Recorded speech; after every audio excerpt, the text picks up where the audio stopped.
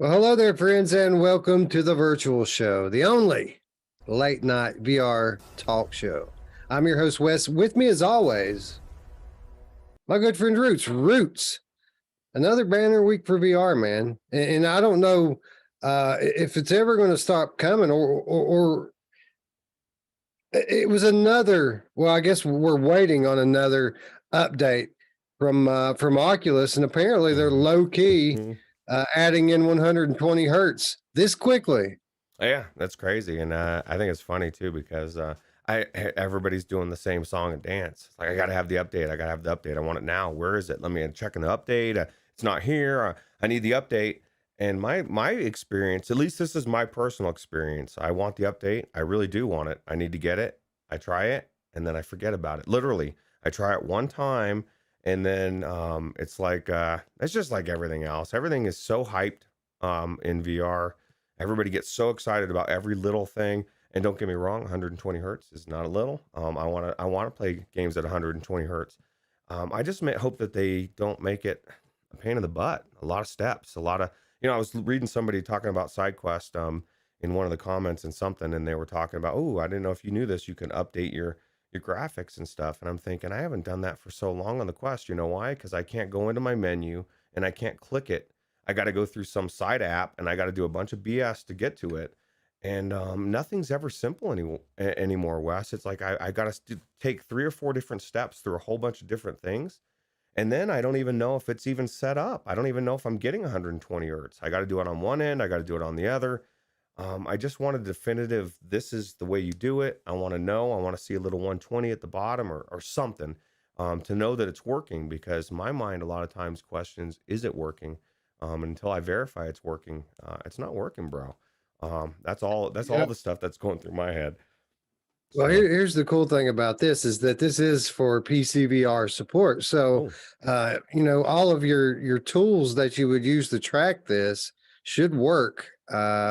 Regardless. So whatever you use to check your frame rate on Rift S should work on Oculus Quest in this application. That's true, and that's true. I just feel like there's a lot of extra options, whether it be through Oculus PCVR or through the Quest, that you got to do it through an extra separate thing. Like I've got to go into, at least with the Oculus, if I'm not using say FPS VR, I got to use the tool. OVR tool, or what is the toolkit called these days? I don't know. OVR toolkit. Yeah, the OVR toolkit. I just think, why can't I have something in the actual Oculus app that allows me to do it? Why do I have to use a toolkit? Some people don't even know the toolkit exists. I think you can, and maybe I'm wrong about this. I think you can enable that through the Oculus Tray tool. Well, okay, so the tray tool is the same thing as a toolkit, right? I mean, it's still something that's not a specific like button on the app. I just feel like they need to stream. There's some things they need to really streamline. And I forgot. I guess I could have put this on the thing. I checked out Facebook Horizons. I somehow got into the lucky lottery. Someone threw a code out there in the Facebook group, and I was equally unimpressed, just like Radio Run. So hopefully they do something new to it, because it was a bit of a letdown, I guess, after Rec Room. So it's not prime to take Rec Room over? No, not even close. But I mean, it's a beginning thing, and I'm sure they'll update it, they'll change things. To be fair, I only went in there for like 10 minutes, walked around, and it was like, okay, but I was hoping it was going to be like the thing that fills Roots' hole in his soul. It wasn't. Facebook Horizons is not filling my hole in my soul at all.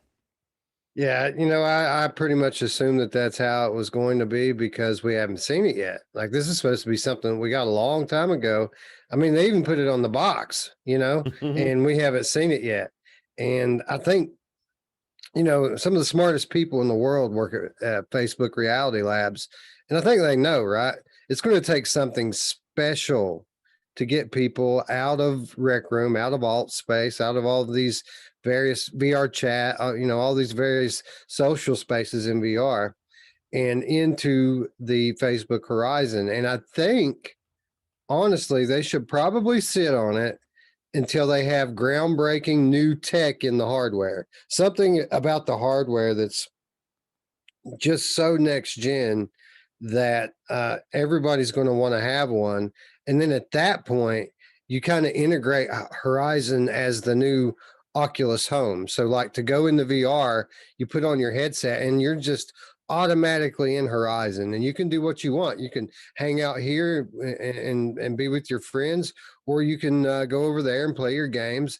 Uh, just kind of use it the way that home was always supposed to be used, only with all this extra functionality added into it. I think you're right. I think because that's the whole thing. Is it's supposed to be a design to hang out with your friends, or like even the Oculus Home back in the day, which most people have it turned off. At least I do.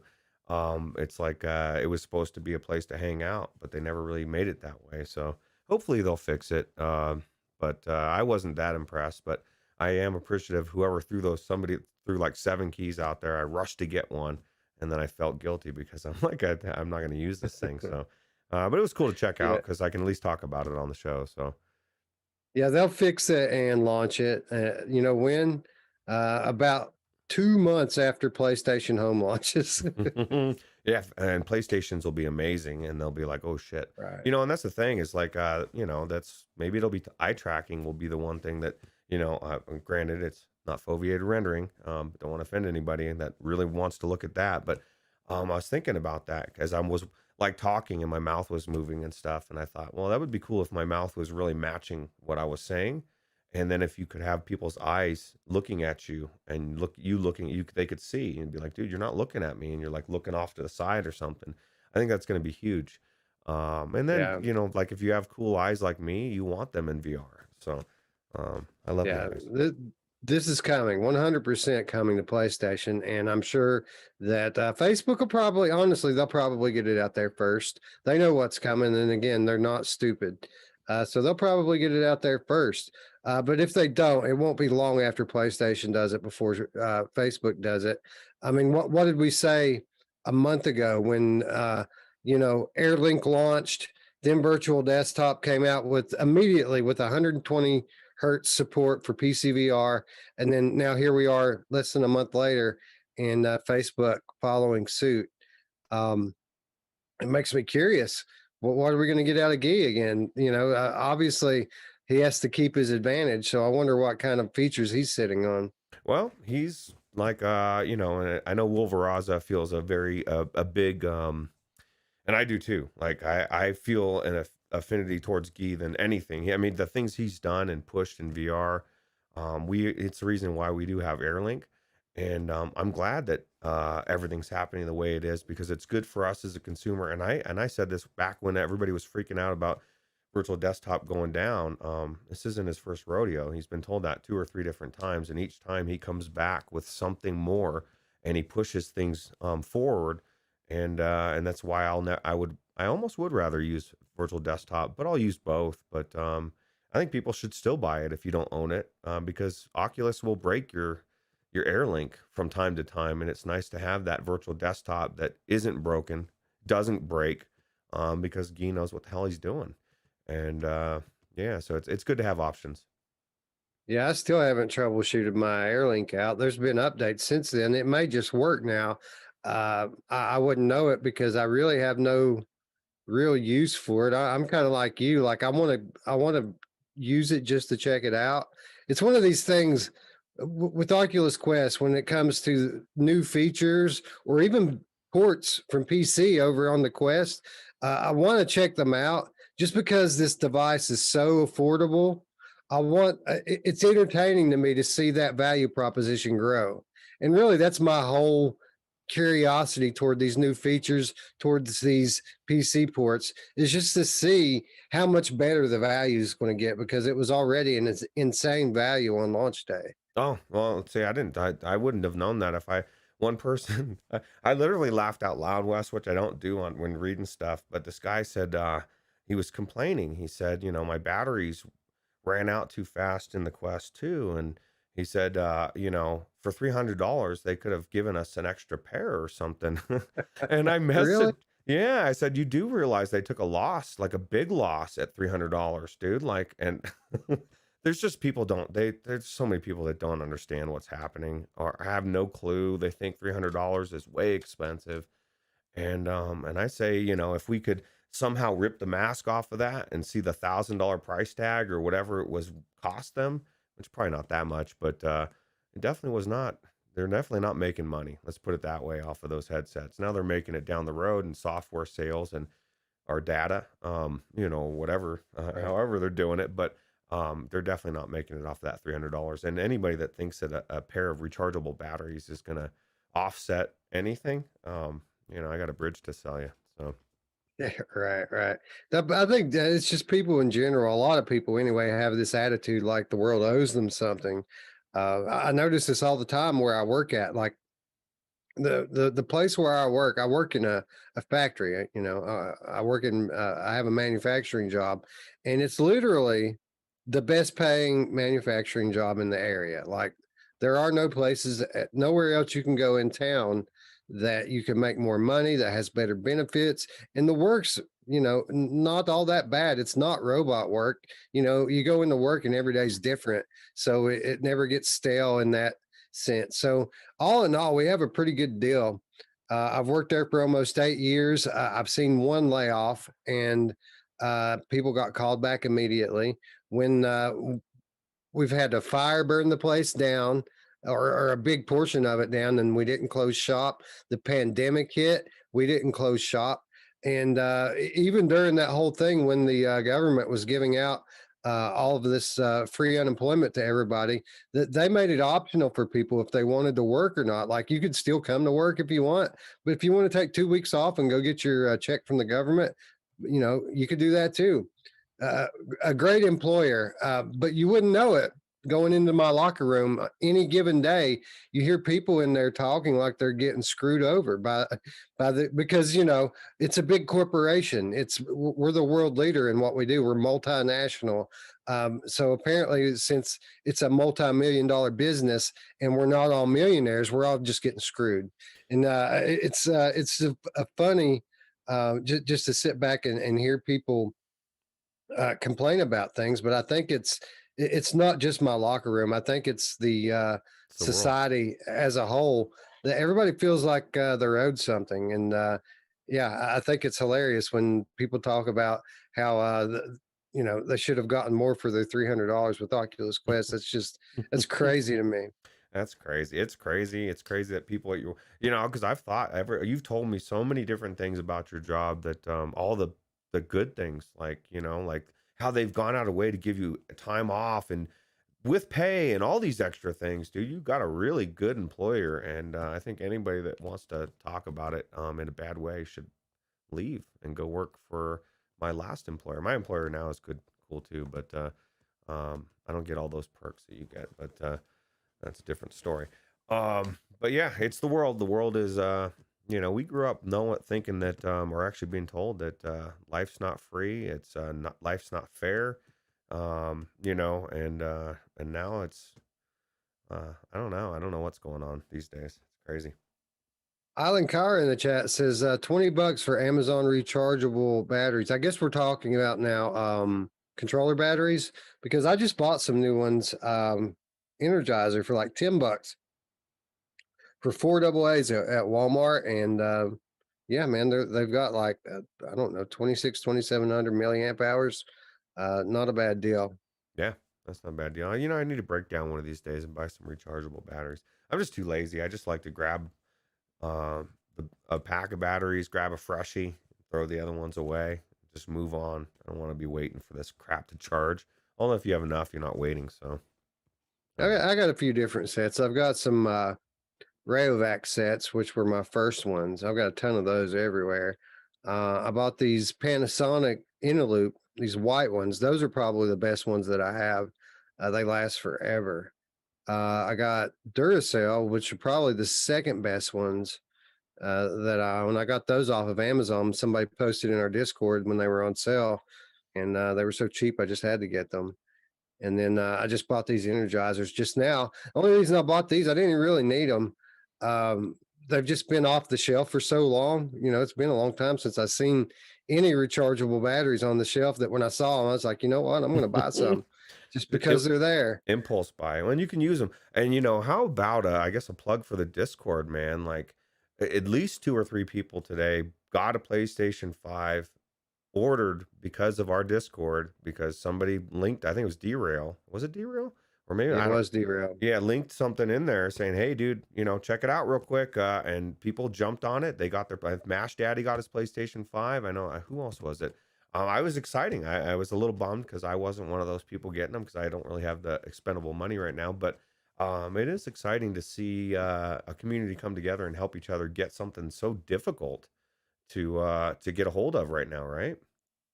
Yeah, man. Happy, legitimately happy for Masher. And I don't know if he's in chat or not, but if you're watching, buddy, congrats. He's going to get to experience the next gen of gaming Yeah, very soon. So super cool. yeah, you bastard mash. You get to experience Returnal. That's what I want to experience. I said, Although I haven't picked up Returnal since I had that bad beat I told you about.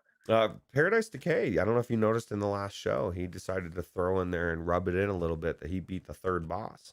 And that's the thing, something like that. There's nothing worse than that death. And when you told that story, I felt like my gut, my soul was ripped out a little bit because all that work and as meticulous as you are about doing everything the perfect way, and then to have some guy just rip it away at the last second, it's BS, bro. Is the Game Cat? I use Interloop Pros. Yeah, man, they're the best ones that I've got. I picked them up from like Sam's Club or Hmm. someplace, and uh, great rechargeable batteries. Island Cara says Ranthony or however would be against that. So yeah, Ranthony would say that the only reason that Masher bought that PS5 was to was because of he's a mindless consumer, right? Ooh. He just had to get it because it's new and shiny. Yeah, well, when Anthony can't get a hold of it when he wants it later on, he's gonna wish he'd got it right now. Because that's how I kind of feel. I'm kind of torn. I'd love to have it, and I eventually will probably. And my thing is when I get it, will I got to keep myself and slap my hand from selling it, because that's Do my we my loop. do we know if Masher has a PS4? Has he ever played any PSVR games? I don't know. I don't know if he has or not. I don't know if he's gonna pay if he has a PlayStation VR, if he's gonna pick one up or what the Oh, deal dude. is. Yeah, if he got a PS5, he has to get a PlayStation VR. He Yeah. just has to.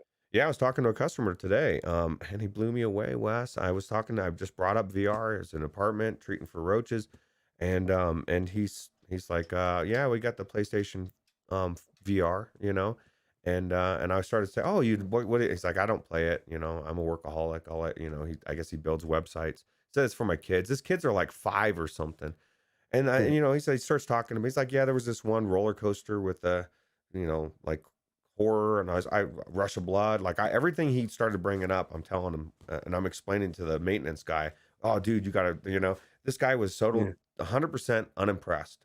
It didn't matter what I told him. He literally is a workaholic. He didn't care about VR, and I felt a little bit sad for him. So Well, you got to put it on your face, right? That's the thing. You got to get it on. You can think you know, but you don't. Not until you put it on your face. yeah, yeah, you definitely have to put it on. You know who else likes to put it on their face? My man! Ray Delator, anyone try Iron Man VR on PlayStation 5? Yes, marginal improvement as far as the quality of the game itself. Major improvement in terms of wait time. One of the biggest downsides of Iron Man VR was the extremely long loading screens. Uh, they're now more reasonable. So that's kind of the biggest change for Iron Man VR. Okay. Well, that's good. Well, it's definitely worth that. From what you said, it's worth checking out. And Ailin Kara doesn't want us to mention Swarm. And ironically, Swarm was actually going to be on the list of games that I played this week, and we just pulled it off the list. And my main reason is I don't know what else I would say except for it's difficult as hell. I still can't get past level 5 or 4. And we ran into some random in Dash Dash, which we will be talking a little bit about, and this guy was like, he said he's stuck on level 5-4 or something, but we all agreed how hard that game gets near the end. It is getting ridiculously hard. So much so that this person said he may even go back to the easy level just to get through it. And I don't know if I can do that, Wes. So Well, there you have it. How ironic that we would not have said a word about Swarm if it weren't for Island Cara bringing it up. yeah, And now we have a nice little 2-minute update from Roots here. yeah, absolutely. Anyway, we do have plenty to talk about, and we need to kick it off the way we always do by saying hello to our friends in chat. Radio Runs in chat. He says, "Have you finished Asgard yet, Spry Guy?" Let me go ahead and answer that. No, no. I'd be surprised. Not very many people do actually finish that one. Of course, Island Car is in chat, giving us this wide-eyed look because. They realize their mistake. Wolverazi, Sony will half-ass VR for a minute, but they're getting a lot better with the PSVR 2. Absolutely going to get better with the PSVR 2. Ray Delator in the house, as is Ray Pope. Couple of Rays in the house, Roots. Rays of sunshine. You know why Master's not here? And I just remembered he's in Disney, bro. He's on vacation, dude. Oh, yeah, that's right. That bastard. I want to be at Disney World with. Oh. Yeah, that'd be pretty cool. We're gonna go to Kings Island here in a few weeks. I'd rather go to Kings Island, actually. I had a best friend growing up that he used to visit Ohio all the time. It's in Ohio, right? And he used to talk about it all the time. Like every time he'd come, how awesome it was. And I've never been, and it just sounds cool. Yeah, it's fun. Good times. Ion the Icon stopping by the chat, and so is Spry Guy, Techno Glitch, Diz the Game Cat, Wolver. Oh, we already said hello to Wolveraza, didn't we? And I think Blame Crotch just got or just ordered rather a Vive Pro 2, Roots. Wow, just let us know how good it is, because I don't know, man. I'm torn on it. Because I mean the specs sound amazing. Still Vive, but I guess if you have the uncorrupted controllers, the index controllers, maybe. So yeah, that's the thing, right? You kind of I mean, if you're like me, you need to get the kit because you don't have base stations. But I mean, who wants to play with Vive ones? Not me. No, I am not playing with Vive ones, man. I avoided it so long, and I don't care how much main fan loves them.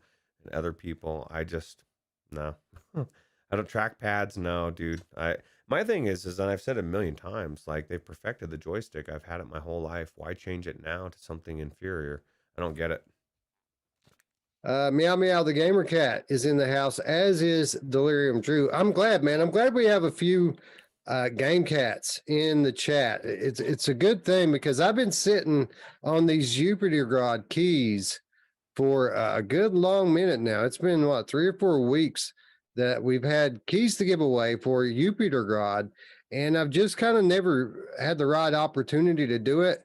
And I just got an email the other day telling me about this awesome new update coming to Yupitergrad, and there's actually been a few updates over the last month. So I thought this would be a great opportunity not only to highlight all of the updates and changes that have come to what was already a great game, but to also hold a giveaway for these keys. Now, I have keys for Oculus Quest, and I have keys for PlayStation VR, NA keys.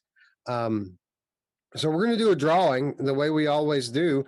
If you're interested in one of these keys, number one, make sure you're subscribed. Number two, scroll down to the comments below and let me know what platform that you would like to enter on. And you can enter for both. If you want to enter for both, just write, Quest and PlayStation.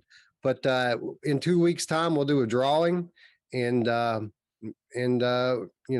give away a couple of keys on each platform.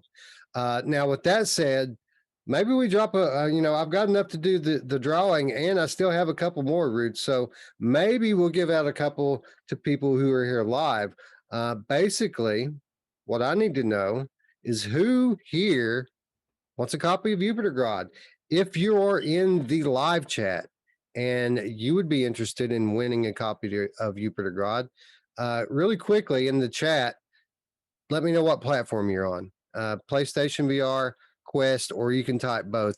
I want to get a gauge here on just how many people would like to play this game. Yeah, absolutely. And are you ready to be blown away?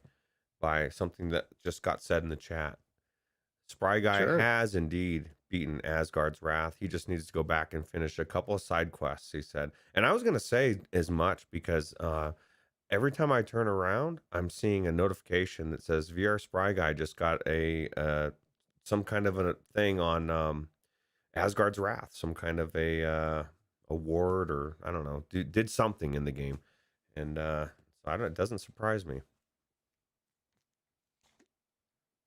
All right, so we got a couple of me's here from Eye on the Icon and Techno Glitch, and then Ion came back and clarified Quest. What did Eddie came in for it specifically? What did you need it for, Eddie? I'm assuming you want it, right? I don't think he said anything. Well, he hasn't said he wanted it specific. There you go, PC or Quest. So it'd be Quest. No, but he came in and he said, "I'm not too late for the giveaway," so I'm assuming he wanted one. So yeah, I guess it's for the Quest too. Okay, so we got enough people here that need a Quest key. So we'll definitely do a Quest giveaway at the end of the segment. I want to talk a little bit first about the updates, and then at the end of this segment, we'll give away a Quest key in the chat. Game Cats, now's your time to speak up. If you guys don't have it yet on your PlayStation, now's the time to speak up. If we've got at least 2 or 3 people here that would like a copy on PlayStation, I'll be glad to give one of those out as well. Okay, cool. And Eddie clarifies he came to support the channel. He would love the game as well. We appreciate that. And even if you just came for the game, you'll just find out how good the podcast is, and you'll end up supporting the channel anyway. So we appreciate it. But dude, let's talk about this this time trial, Wes. I was blown away with how good it was, and I only did the first like 3 or 4 levels, and I literally didn't want to stop. And it's because of the variance of what's going on in here. Like like the third one I got to, I hit a point where I could either go through this meat grinder thing, and it was literally I don't even know how you get through it. Or you go, the arrows go up and around. And so I went up and around, and as I came around and I went, it was like quite a bit. I came down to this spot and I turned to the right and I saw that thing. And I said, "Are you kidding me? I could have skipped all of that by going through that meat grinder." So I tried to go through it like 4 or 5 times, and I couldn't. I barely messed up every time. And it got me thinking how fun it would be to be racing Wes, and like you're trying to take those shortcuts, even though you take a risk of getting killed, and then you have to start at the beginning. If you make it through there, you save 15-20 seconds. And you can see this person, it's just chaos, man. And I'm only on the 3rd or the 4th level, and I just was really blown away at just it's everything that we wanted, like more levels, but it's in a different fashion, right? And I just thought it was really cool, and hopefully they'll bring in multiplayer, because I can just imagine looking over as you're going through and seeing somebody trying to get past you. It just seems like it'd be really cool. Yeah, kudos to the developers here, because and by the way, big thanks to Game Dust for all the support that they've given our channel. It's like we played their game Roots and we loved it so much. Like, as often is the case, we kind of discovered it a little bit earlier than everybody else. And, Game Dust super grateful to our channel for giving them publicity and talking about how good their game is. And ever since then, I mean, they've been nothing but great to us. And, as usual, providing these keys for the giveaway, giving us heads up on all the updates early. We really appreciate the support from the developer Game Dust, and I just want to take a moment to thank them. But what you're saying here is absolutely true. Our only real criticism of the game when we reviewed it was that there wasn't enough content. It was kind of short. We just, it was so fun to play and felt so good to swing through this thing. We wanted more of it. And beyond that, it's one of the only instances that we have of old school platforming in first person VR. Like, we have some other platformers, third person platformers in VR, but we don't have a lot of cases of this old school style of platforming, this timing based stuff in first person in VR. And Yupitergrad is one of the best examples of that. But they came up with a way to add content to their game without, modifying the story or putting more story DLC into the game, but instead adding a whole new mode. And it's cool that they continue to add levels to the time attack mode, and they have a different vibe. Even though a lot of the skills are the same skills, it has a different vibe. It has new music. You know, they always have these awesome tracks that they incorporate when they add new time attack levels.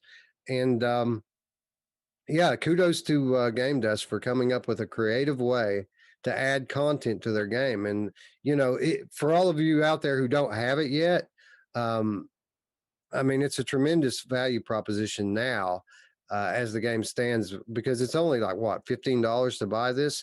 And it's a Viveport Infinity title. Yeah, it's definitely worth the price of admission, especially if it's free on Viveport, or at least not free, I guess. If you have to buy the once you own the membership, it's free. But what's cool about it, what I find for the time trial is it takes the same mechanics, the same game, and it changes it completely. Because when I went through, I wasn't zipping through. I wasn't trying to go fast, man. I was just trying to make it through and live. Because some of the things gets crazy. But now the whole point is it's leaderboard based, right? So you're trying to get that score fast, and it's crazy. Like that, the levels just keep getting crazier and crazier, and I just enjoy it. It's really cool. Yeah, and I think it's cool that that you're enjoying the variety in these levels, because you're going to be super excited to hear what was in this latest release. This latest release upgrade to the game, or update rather, is called Next Challenges. This is a free update for Yupitergrad, which is on I think it's come to all platforms except for PlayStation, and it's going to be on PlayStation as well very shortly. Yeah, that's right.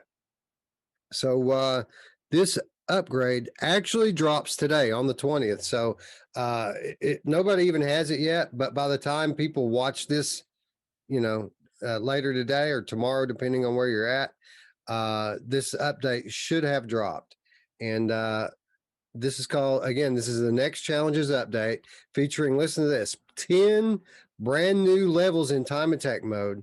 And these new levels will feature, quote, new obstacles and new traps. Ooh. So they're adding new things into the game that we haven't seen yet. So I'm super excited to see what these are going to be, based on, you know, the already cool stuff, the grinders and, you know, fans and fire and everything that they have in the original game.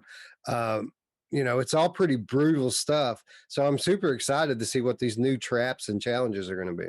Yeah, everything. I like new, Wes. I like the fact that, like, as you're going through some of these, you look down and there's no ground. You're like up in space, or well, of course you're in a space station, or there's like fire, or like you can't even dip down. You could go down too low and you die that way. There's so many ways to die. Yeah, oxygen. You get deprived of oxygen if you get too low. Yeah.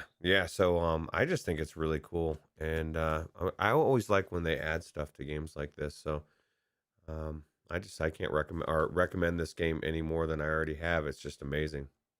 Yeah, so that's not all. That's the content part of the update, but there's also for those playing on Oculus Quest 2, for the one lucky winner that's about to own the game for the first time, they're going to be able to play this tomorrow/today in 120 hertz if they choose to do so.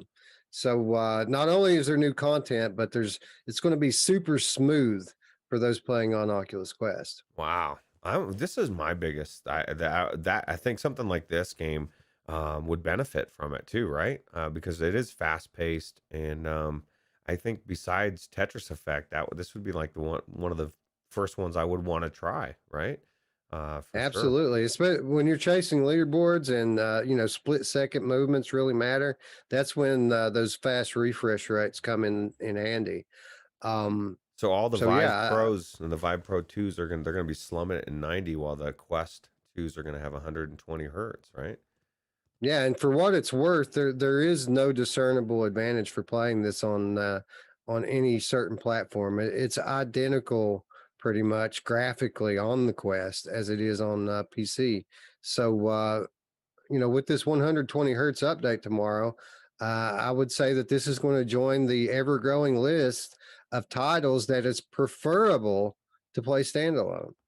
Yeah. Now I would warn people that your battery is going to drain pretty quick at 120 hertz. Yeah, I that's can't true. I can't imagine because I like if there's certain You'd times think, or you'd think for $300 that they would have given us another battery. yeah, those bastards, man, they should have given us 2 or 3 extras. I got my plug-in battery, so I can do wireless with it, but most of the time I just plug in my link to my phone block and I just charge it that way, and it's great. I don't have to worry about it, but depending on how long I'm going to play, if I'm not spinning around and stuff. But this was, I'll tell you what, this just the way when you're doing this fast, I did find myself turning a lot and so standalone would be very, very preferred than having a cable for sure, because you're constantly turning to whip around to the next level because it's competitive. You're trying to be fast and you don't have time to use the joystick to slowly turn,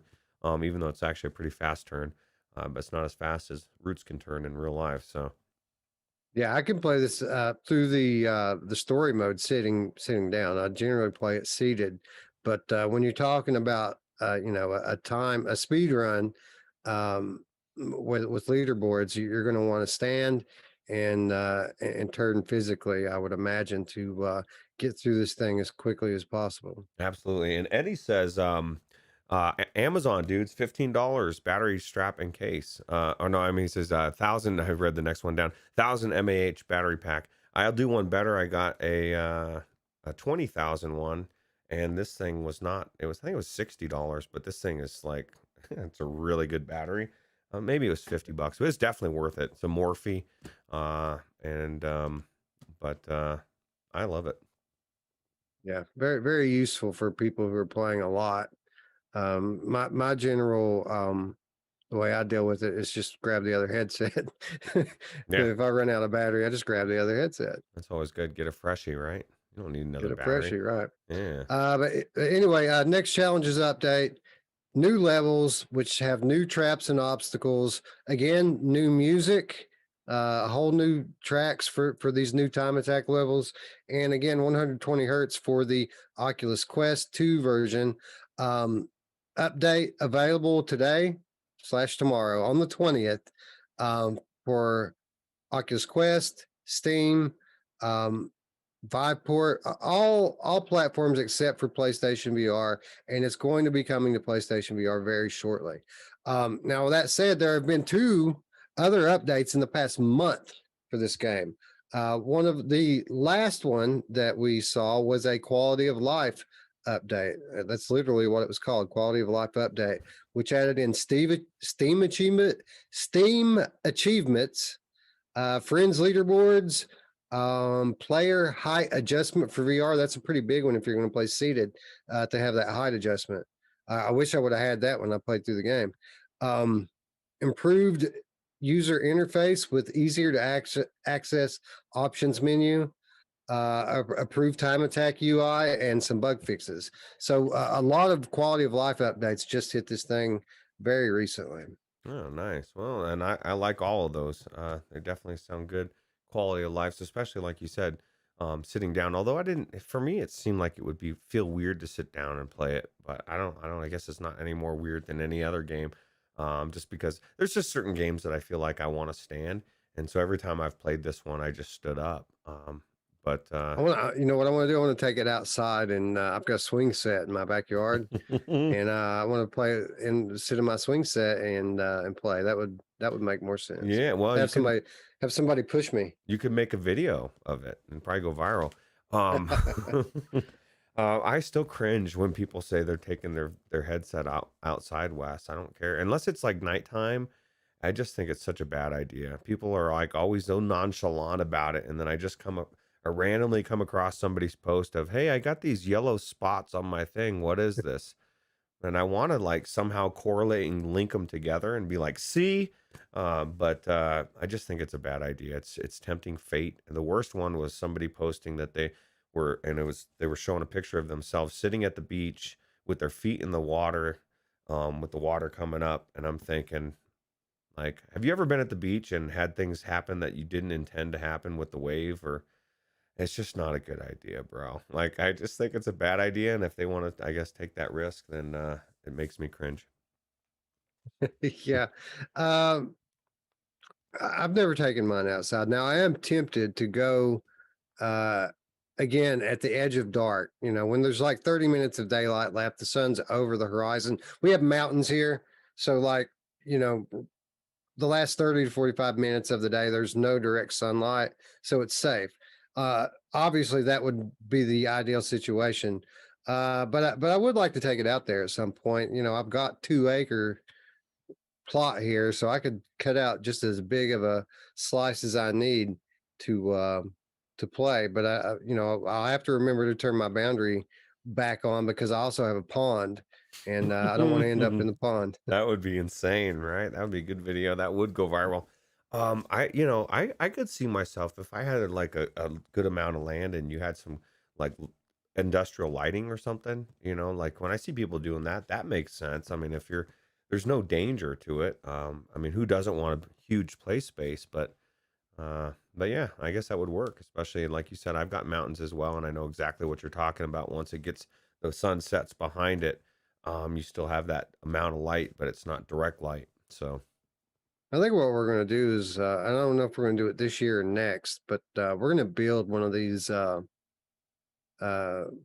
fabricated wooden buildings. I don't know if you know what I'm talking about, but you can buy these. There are these places around here that sell these big wooden buildings, and they finish them out with like electric and plumbing and the whole nine for you. And to go inside one of these things that are finished, you wouldn't know it from any other house. They're really nice on the inside and spacious. But they let you draw the blueprint up how you want the walls and stuff to be. And I think we're going to put one of those out there so we can have a little more space for my stuff, that'd because be I'm cool. literally twice a week dragging my green screen out, and every time I want to play VR, I'm clearing stuff out of the way for this little tiny space that I'm in. So I think we're going to do that at some point. That sounds like a good idea. I know Radio Runt's building a specific VR room for himself in his new house he's building. So that's the next best thing to that, right? Yeah, absolutely. And But anyway, Eddie C said that he would give us he would donate $5 to watch me push you in a swing set as you play the game. I would love that, just because that means I get to meet Wes in person for real and hang out with him. That would be cool. Yeah, well, we need to visit Colorado. Yeah. I think this needs to happen at some point. So I'm all for it. Maybe if we get a few more $5 donations, we can make it happen. Yeah, for sure, dude. That'd be awesome. Yeah, I'm all for it. Well, this needs to happen someday. I 100% concur. Mepper wants to know if the pole barn would have a finished floor, or would it be like dirt? Yeah, it's 100% finished. Well, I mean, you can get them obviously in different levels of finish. It depends on what you want to pay for. But yeah, they're 100% finished out like a house would be. Yeah. Oh, well, that sounds cool. Wolveraza throwing the $2. He's doing his part. Really cool. Yeah. New Jesse Custer. Who's Jesse Custer? Yeah, Jesse Custer is the lead character of the Preacher comic book series. Oh, okay. Yeah. So, and he's just throwing me a little $2 out of respect for me knowing the name and who it is. well, he probably would, if he could, take it back, since I didn't know who it was. Yeah, well, thank you, Will. We appreciate the support. Absolutely. But anyway, one more update I want to talk about with regards to Yupitergrad, and this isn't so much of an update, but it is a way for those of you who don't want to wait the 2 weeks until the drawing. It's a way for you guys to check out and see if you like the game, and that is the Yupitergrad Sneaky Peeky free demo version. So Sneaky Peeky came out I don't know, right around a month ago, and I think there was it was the tutorial level, which that might sound funny to someone who's never played it, but the tutorial on this thing is actually really fun. Plus 3 time attack levels that you get to play through, and it's all absolutely free, and it's available on Steam, and it's available on SideQuest. So those of you who want to check the game out and don't want to wait for us to draw, there's a way right there for you to go see if you're going to like it. And guess what? You're going to like it. What's crazy, dude? That's, I mean, one, it's smart, and we always say, why not give a demo? At least not give the game away. But I mean, you can't give this game away. And I'll tell you what, Wes. Today, I went to go check out the time trial, and somehow my thing, well, somehow, all the times I've wiped my headset or got new ones or whatever, I had to start over, right? So I started to go through the tutorial. It's one of the reasons why I didn't get as much time on the time trial, because I started to go through the tutorial and it takes so long. There's so much gameplay of going through that, right? And then I realized, well, it's like, no, man, I shouldn't have to go through this to get to the time trial. So I went to the main menu, and there it was right there. Boom. You can just go right into the time trial. So I went into it. But my point is that there's so much game in just the tutorial. And then now you're getting to play 3 time trials on top of that. That I guarantee you'll get enough gameplay to know that you want to buy this. And Eddie C throwing down the $5 donation. Is that what's CA? Is that Canadian dollars? Are you in? Yeah, he's Canadian. He's an Oilers fan, and the Red Wings fan in me just wants to kind of rub his nose in it a little bit. But I'm going to be nice, Roots, and just say thank you. And I'm glad that he's a hockey fan. Well, my roommate's a Lightning fan, so he may have something to say about your Red Wings. Well, you know what? Everybody in Colorado who's a hockey fan can suck it, because I'm not a fan of the Avalanche, and we'll just say that. Yeah, well, I was Avalanche, man. Back in the day when they first came here, when we first got a already established team, that was nice. We did pretty well. That's my extent of the Avalanche. Although I guess I did go to a snow or super snowed in basketball game, and this super high guy showed up, and he was like, I mean, I'm talking blizzard shut down the interstate, and that's why we went to the basketball game. We were stuck in Denver, my boss and me, and this guy shows up completely high, and he's at the wrong night. He's going there for the Avalanche game. It's like, no, that's tomorrow night, bro. Oh, he looked very sad, dude. It was pretty funny. Yeah, it sounds hilarious. Eddie wants to know if he can get his 5 back now. All right. Anyway, so I guess it's time to give away a game, right? It's time to give away a game, and we're going to do it the way we always do it. We don't just drop codes, just in case there are one of those sketchy bots who see the word giveaway and come and set up shop to pull the code faster than any man could. We ask a trivia question. That's what we do. And let me just say this really quickly. This needs to be said at the top. So the way we're going to give away this Oculus Quest key, and again, last call, PlayStation VR guys. If I need to give a PlayStation key away as well, somebody tell me now that you're interested, and we'll do that too. But the way we give away these keys, I ask a trivia question. The first one to answer gets it. But people need to understand that a lot of the times on your screen, it will show that you answered first, even if you didn't. I have the master screen here that shows me what order that they come in, and what order they come into my computer, that's the official order. So even if your screen says that you won first, it doesn't mean that you did. Now, obviously I'm human and I'm prone to mistakes. So if this happens to you, you can mention it in the chat. My screen says that I got it first, but I'll look to see where you came in. But my screen is the official screen, and just because yours says you won doesn't necessarily mean that you actually did. Wolverazo wants to know, if he answers, can he give it to someone in the chat? Basically, it would go to the next person that answered it after you. Anybody can play. Anybody can play and enter. And if you win the key, I'll give it to you. And then what you do with it's up to you, bro. You can give it to whoever you want. That's the way to do it. Anyway, we're going to ask a trivia question here. The first person to answer wins a copy of Yupitergrad on Oculus Quest. And if you don't win, again, all you have to do, PlayStation players, Quest players alike.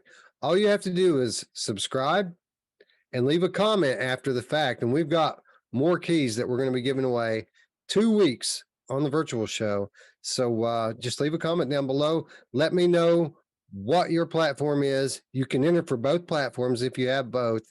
And again, just make sure you're subscribing and maybe you'll win. Anyway, trivia question time. The developer of Yupitergrad is a company called Game Dust. Game Dust has released another VR game before Yupitergrad, kind of a puzzler. It's kind of like an escape room / puzzler, but not really. It's a unique game. Name this game for a copy of Yupitergrad on Oculus Quest. I like Traveling Man says Reddit B. I guess Reddit B. The comedy in this is pretty good too, right? Yeah, it's one of the character of the game might be my second favorite thing over the locomotion. It's hilarious the way that they make fun of Soviet culture. Radar Torres says, I don't fucking know that, but you know what? The time that it took you to type that, you could have Googled it, man. I think that's probably what Eddie C did. Is that the Eddie C coming through? Never Out. Yeah, Game Dust dude. brought us a game called Never Out. Very good, Eddie. You are the winner. All you have to do to claim your prize is hit me up on the Discord or Twitter after the show, and we'll get you your Oculus Quest code. So congratulations, Eddie C. Again, those of you watching who would like to win a copy of this on Quest or PlayStation VR, subscribe, leave a comment down below with your specific platform, and we're going to draw more. We've got more on both. We're going to at least do 2 more Quest codes and I guess 3 PlayStation codes, up to 3, if people are interested in enter. See, Eddie, I told you it was worth coming because Eddie was when we played Demio, and I just said at the end of it, in passing, somebody brought up the podcast, and I waited till the end to be, not a jerk, and then I said, hey, you should check out the podcast, and he said, yeah, I will, because you waited till the end, and it was worth it. You got a free game, you getting good content, and yeah, it's awesome. Yeah. So welcome home. Yeah. We if you go to the about part of our YouTube page, which I need to update desperately, and I'm actually in the process of planning that.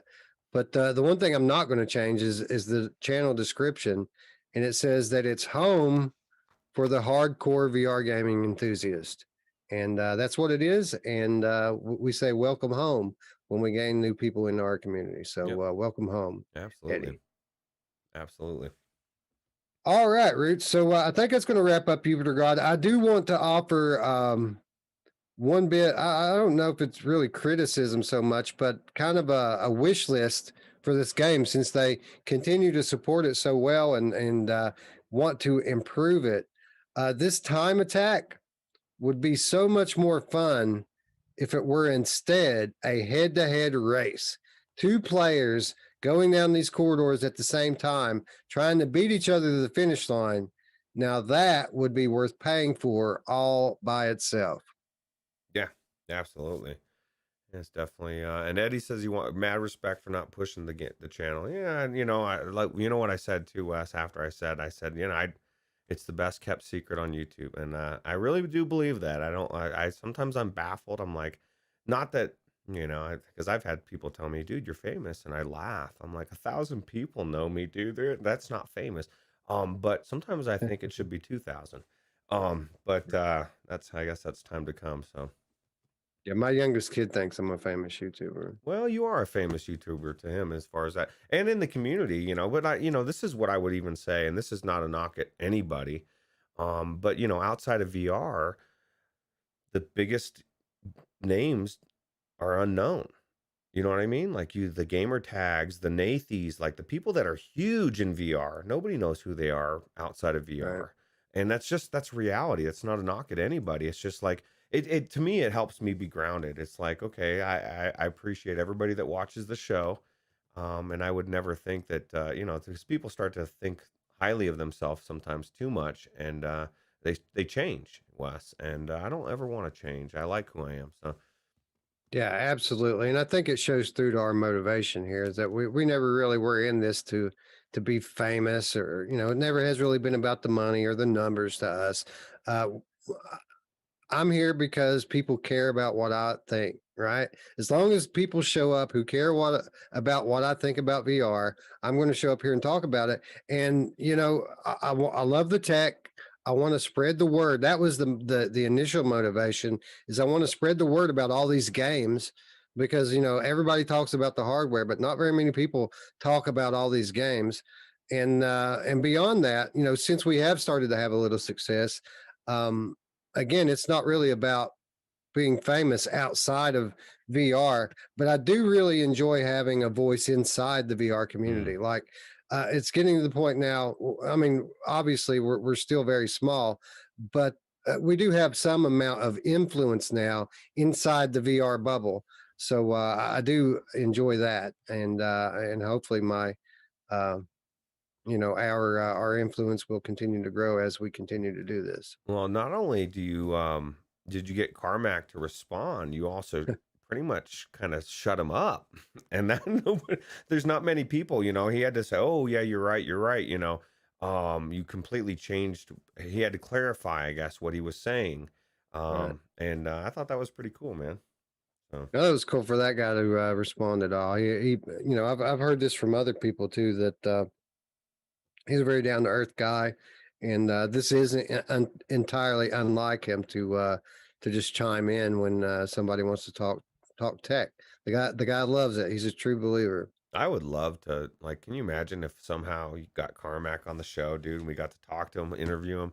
Because he seems like a super interesting, down to earth guy that would probably talk about anything if you asked him. So, Yeah, I can think of the perfect application for that too. So who knows? Maybe we'll invite him, and maybe he'll show up. no, that'd be cool. I may have already thought about this route. Oh, I'm just saying. that's cool, man. Oh, man. Anyway, again, we're all about talking about the game, so I think we should carry on with it. Again, big thanks to Game Dust out there for making this giveaway possible, and not only that, but for continuing to support their game and make it better. It's awesome when you consider the low price point of the game. It's awesome that they continue to add content to it. Yeah, absolutely. And Sam Vila is saying, how do you enter to win? Just put in the comments what platform, PlayStation VR or Quest, subscribe, and then in 2 weeks we're going to do a drawing. So we already did give away one game already, Sam, but we're going to give away 2 more Quest and 3 PlayStation VR copies. So it could be in your hands in a couple weeks. And if you can't wait for 2 weeks, check out the Sneaky Peeky, bro. You need to check out the Sneaky Peeky demo, and you can, or if you have Viveport Infinity, which I guess I'm assuming you don't, or else you probably wouldn't be looking for a key. But if you do, and you didn't know it was on Viveport, you can play it today. Absolutely. So again, all you have to do to enter is subscribe and comment. And in the comment, tell us which platform, Quest or PlayStation VR, or both, that you would like to enter for. Yep. And Eddie C says Carmack's complete opposite of John Romero. He's humble and actually delivers. Yeah, I'll tell you what, he's very humble, and he's super intelligent, and he's working in AI, and hopefully he steers it in the right direction. Yeah, absolutely. Sam Vila says, Quest, please. Thanks for doing the giveaway. We want you to comment in the comment section down below after the, you may even be able to do it now, but we don't mean in the chat. There's a place where you can comment on the video down below the description. Leave a comment down there, and we're going to draw in 2 weeks. We're going to draw up to 5 winners for Yupitergrad. So be sure that you're subscribed. Be sure you leave a comment down there. I have a good feeling about you, Sam. I think you're going to win. I just have a feeling. I don't know. Well, hopefully I'll cross fingers for you. Well, good luck to you. Yeah. And thanks for coming by. Yeah. Anyway, what's next on the docket here, Roots? I have a hard time seeing. Oh, it's so tiny on there, right? Dark Time. Wizards. Wizards. Yes. Dark. Yeah. All right. So the Wizards Dark Times. This is a game that came out a little over a year ago for PC VR. And the interesting thing, Roots, is this kind of dropped out of nowhere recently. We found out what, a week, 2 weeks ahead of time that this was coming to Quest, but beyond that, we really had no idea. Yeah. Yeah, it was definitely not on my list of games that were about to drop, and it was definitely a shocker. And it was awesome that they gave us advanced copy about it and of it. And what's kind of sucked about it is we our show fell right, was it the day right at the time right after or before it came out, so we had to wait. And then last week there was so much going on, we didn't want it to kind of get overshadowed with everything else that was coming out, right? So we waited another week, and so now it's the perfect time to talk about it. Yeah, yeah. So again, right before we get started on it, big thank you to our friends at Carbon Studios. These guys, awesome, awesome. They've again, big supporters of our channel, giving us review access to their multiple releases, and we really appreciate it. Yeah, absolutely. First, this is what gesture based. This is one of the coolest gesture based games I've played, and I kind of alluded to this a couple weeks ago. I went in there and I had forgotten how good the gesture based stuff was and how like natural it feels. And as you're learning these things, it was super cool. And there was absolutely no difference from the PCVR version and the Quest version as far as any of the move. Everything felt perfect. Like it just felt really good, right? Yeah, that's by far the biggest highlight of this game is the gesture based combat. So like, um, the Wizards Dark Times, since it released on PC a year ago, has been in my opinion, the best example of gesture based combat that we've had in VR. It's a spell casting game. It's a spell casting action adventure game. And it's weird, Roots, because we sometimes kind of are critical of games that are based on novelty. And I feel like to some extent that's what we have here with this game. It's a very much it's very novel, the idea of using this kind of gesture based controls in VR.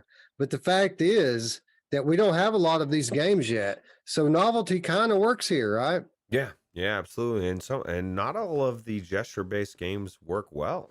Some of them are very difficult and like you're drawing letters and all this weird stuff and like hard to remember. And that's what I was noticing the most is like once you learn each one of them's distinct and you just it's like it makes sense the way all of them are done. And so once you figure out how it is and you get used to it, you don't even think about it. You get something comes up and throw your fireball at them or pull out your shield and whip it at something. And this was super cool.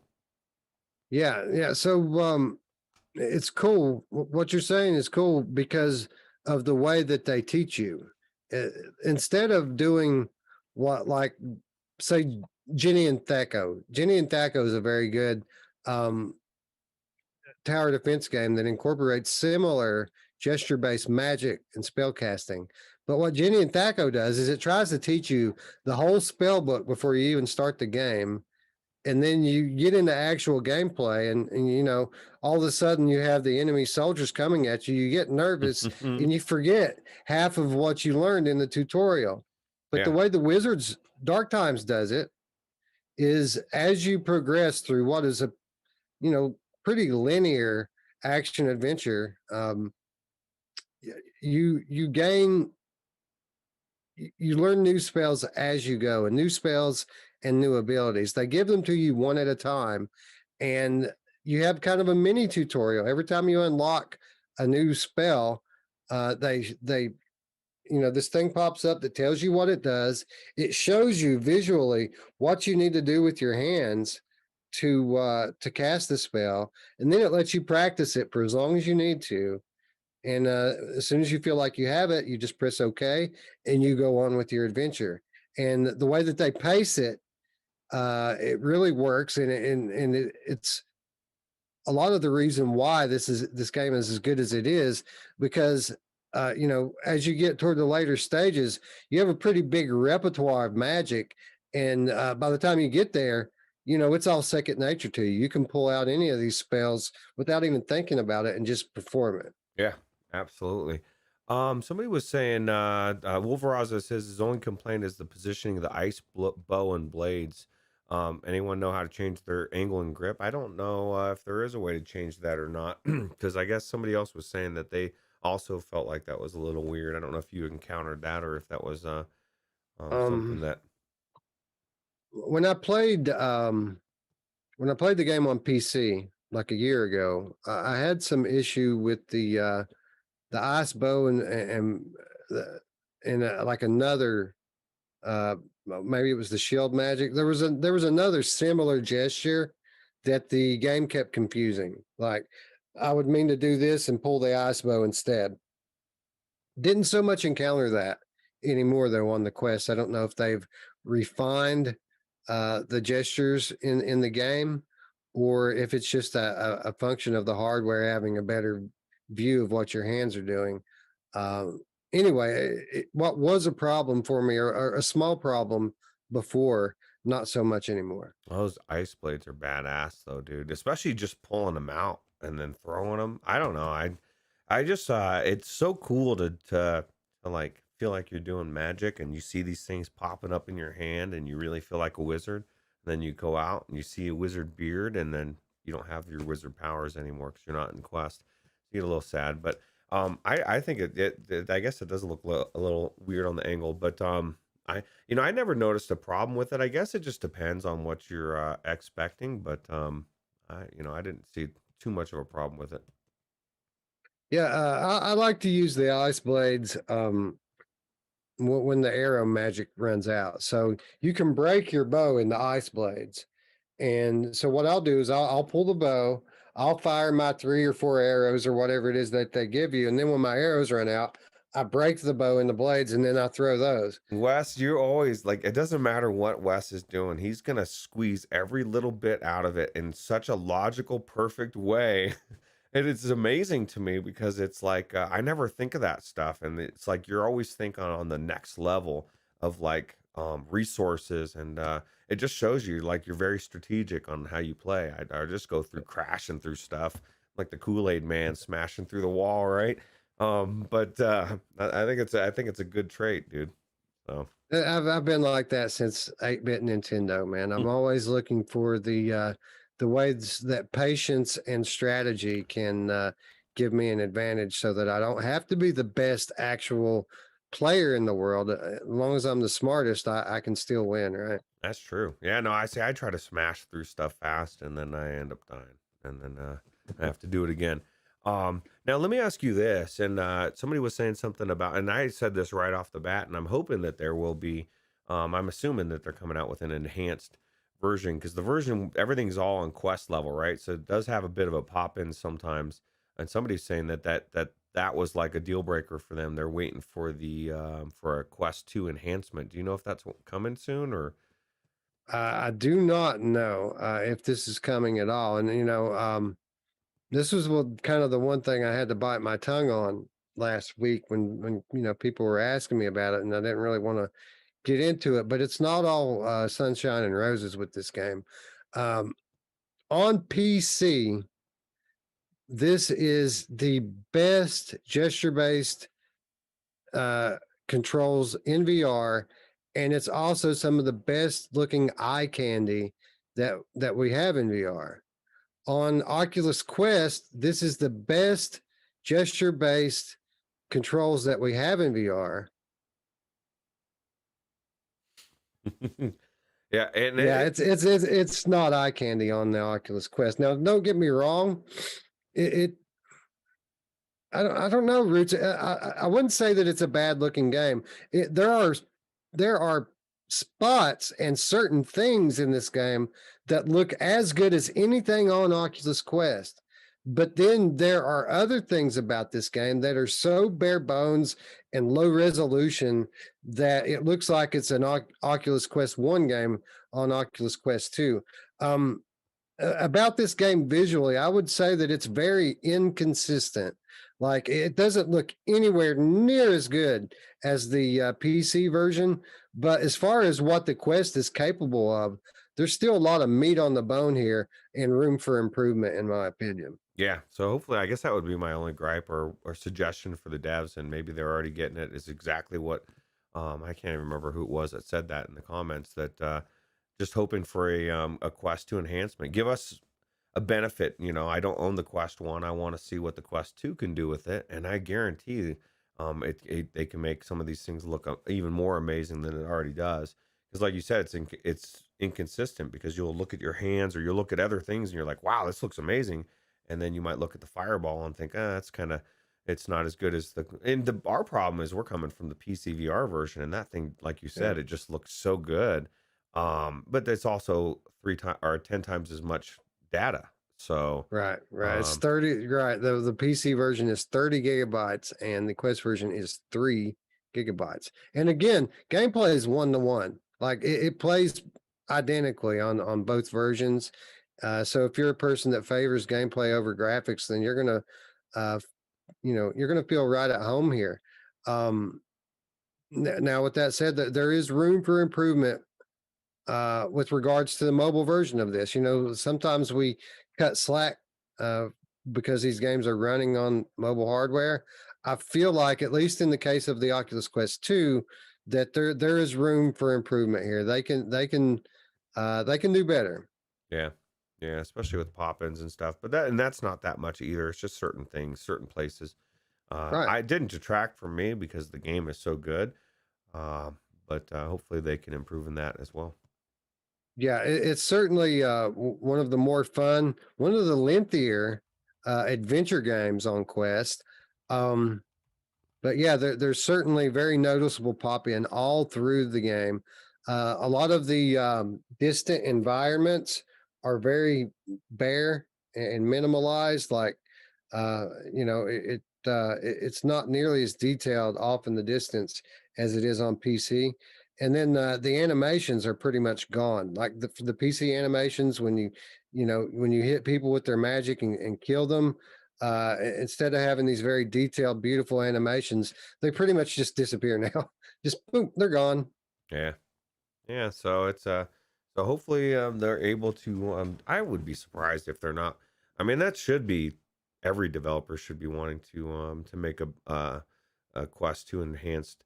And somebody who was it said Ray Delator said exactly my thoughts. Damn that original Oculus Quest. Let's cut those ties, bro. Like, you know what I mean? It's holding us back on the Quest 2. I hate it. Yeah, absolutely. So yeah, I don't know. I don't know if we're going to get a Quest 2 enhancement or not, but it certainly would be a welcome addition. But with that said, I still recommend the game as it stands today.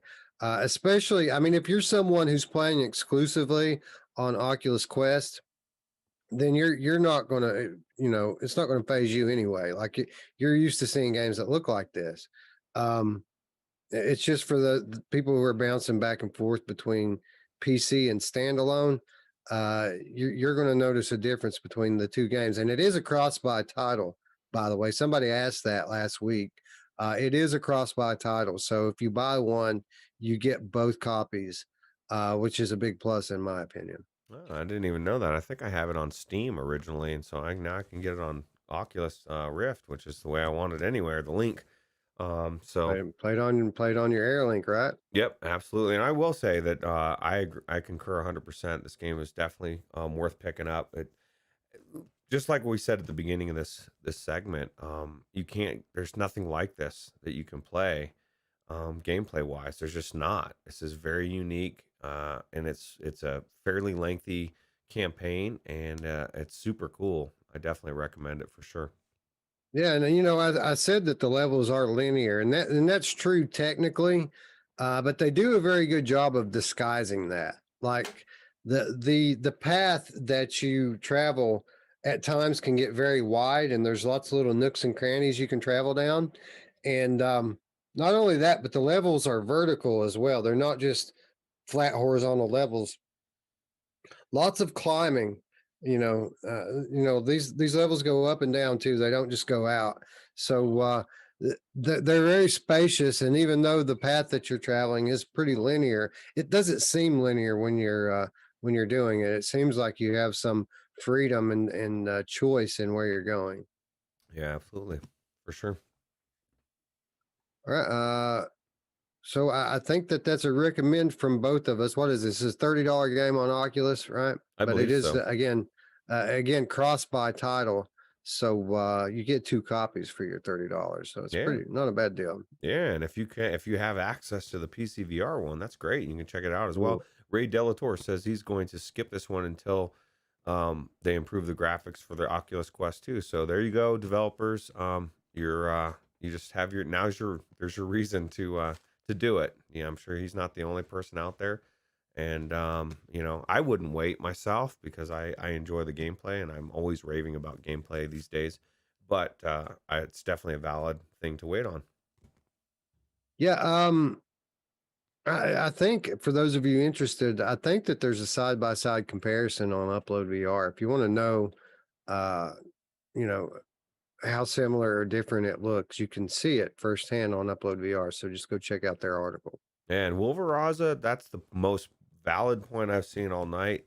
It's the only game like it, and the more people that buy it, the more likely it'll get updates. So it kind of goes hand in hand as well. Yeah, Carbon Studio making some of the better games in PCVR, and there's certainly a credit to the PCVR community, and they're currently working on the next Warhammer VR game for PCVR. Oh, So good. Well, finally we'll get a good Warhammer game. I've been waiting for one for a while, and so I still haven't seen it. So yeah, the interesting thing is it's very similar to this. Like it's a gesture based magic game. oh wow. Well, I mean, if you do it right, why change it, right? They can do Yep, be the gesture based magic team. So absolutely. Anyway, big recommend here on both Roots and I parts. Really, the only uh, gripe we had with it at all was that we want it to be updated for Oculus Quest 2, but at the end of the day, we don't consider that to be a deal breaker. no, absolutely not. And definitely worth picking up for sure. ADC says Warhammer, woohoo! Well, Yeah, yeah. Well, that definitely Warhammer. I don't know. Was it the Battle Sisters is Warhammer too, right? that's right. Yeah. Yeah. So I was reading some reviews on that, and it's got some mixed reviews. Wolveraza says he played through the first Wizards a few times. I never played too much of the first Wizards, but if you played the first Wizard, um, you'll be blown away by the second one because the second one is just like, oh my god, this is the same game like series. It just as I didn't they did this and like they had like such a good response from a little bit of game that that's why they decided to make this into a full-fledged game, right? If I remember correctly back in the day. Yeah, I think so. This was meant to be a proper expansion Yeah. based on the way people took to the original. Yeah, I think Yep. you're correct there. Yeah, absolutely. And it is that is and it's an expansion in every way, story wise, gameplay wise. I mean, it's what you wanted to see. If you're a fan of the Wizards, it's what you wanted. Yeah. So Yep. anyway, let's move along to the next thing. These were really the things that we planned on talking about this week, Yupitergrad and Dark Times, but we're going to do what we generally tend to do on this show and talk about what we've been playing. So, Roots, why don't you tell us a little bit about what you've been playing this week? Okay, so for Ailing Kara, I will say I did play Swarm quite a bit. I won't go into any more detail, but just wanted to bring that up one more time. But actually, and it's funny because Radio Run asked me when we were playing if we were going to talk about this or not, and I didn't know if we were or not, but it ended up being the case. But we went into some Dash and to check out the new maps, right? And went in there with Mash, Nick, and Radio Runt, and Wes, I had forgotten how good this game is and how much like the polish, the amount of polish and these levels, they keep getting better and better. And this is turning out to be like it when I played this, we played it for almost an hour. I felt really bad for touring carts because touring carts is not dash dash. There was a Uh, it, in my mind, this is so much advanced. It's just really good, man. this game, as it stands today, is could legitimately carry the Mario Kart tag on it. The quality level is that good. It's that polished. This is like a triple A VR kart racer now. There's a great selection of tracks, multiple game modes, support for what, up to 8 players now. And, there's a career mode. Everything that you would possibly want from this game, you get. It looks beautiful on every platform that carries it. And it's fun. And not only that, I mean, there's tracks for everybody. There's tracks for beginners, and there are tracks for advanced players and people who are VR veterans. There are tracks in this thing that'll put your stomach in your throat. This is an intense game, and I haven't played it since this very latest update, but I played it right before this last update dropped. It was very recently I played this, and I was just absolutely blown away with this game. What do your kids think about it? Because that was one of the things that people that somebody was saying that they really love some of these levels with the, like you said, that make people feel kind of weird, and you hear all these kids going, "Oh, I'm not feeling so good," because they're zipping and they're flipping around on all these courses, right? And they're clearly not don't have their VR legs. My kids love this game. Now, my youngest son hasn't played it, but the older son, he hasn't played it in a while, but he played it when it was in beta, like before it had released, and he played it a lot. He just thought it was so cool that he could play it before it was out, and he really took to it and played it a lot played as me. So there's probably people out there who thought that they smoked me in that game, or I smoked them, but it wasn't even me, it was him.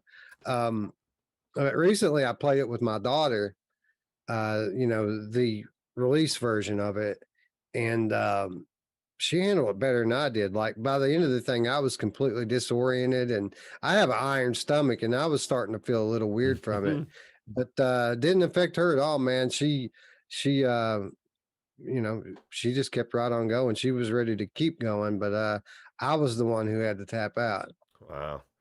Somebody's asking how many tracks there are up to now. I'm not sure if somebody can answer that in the chat, because I know there's quite a few. It's at least There's a lot dozen. now, yeah.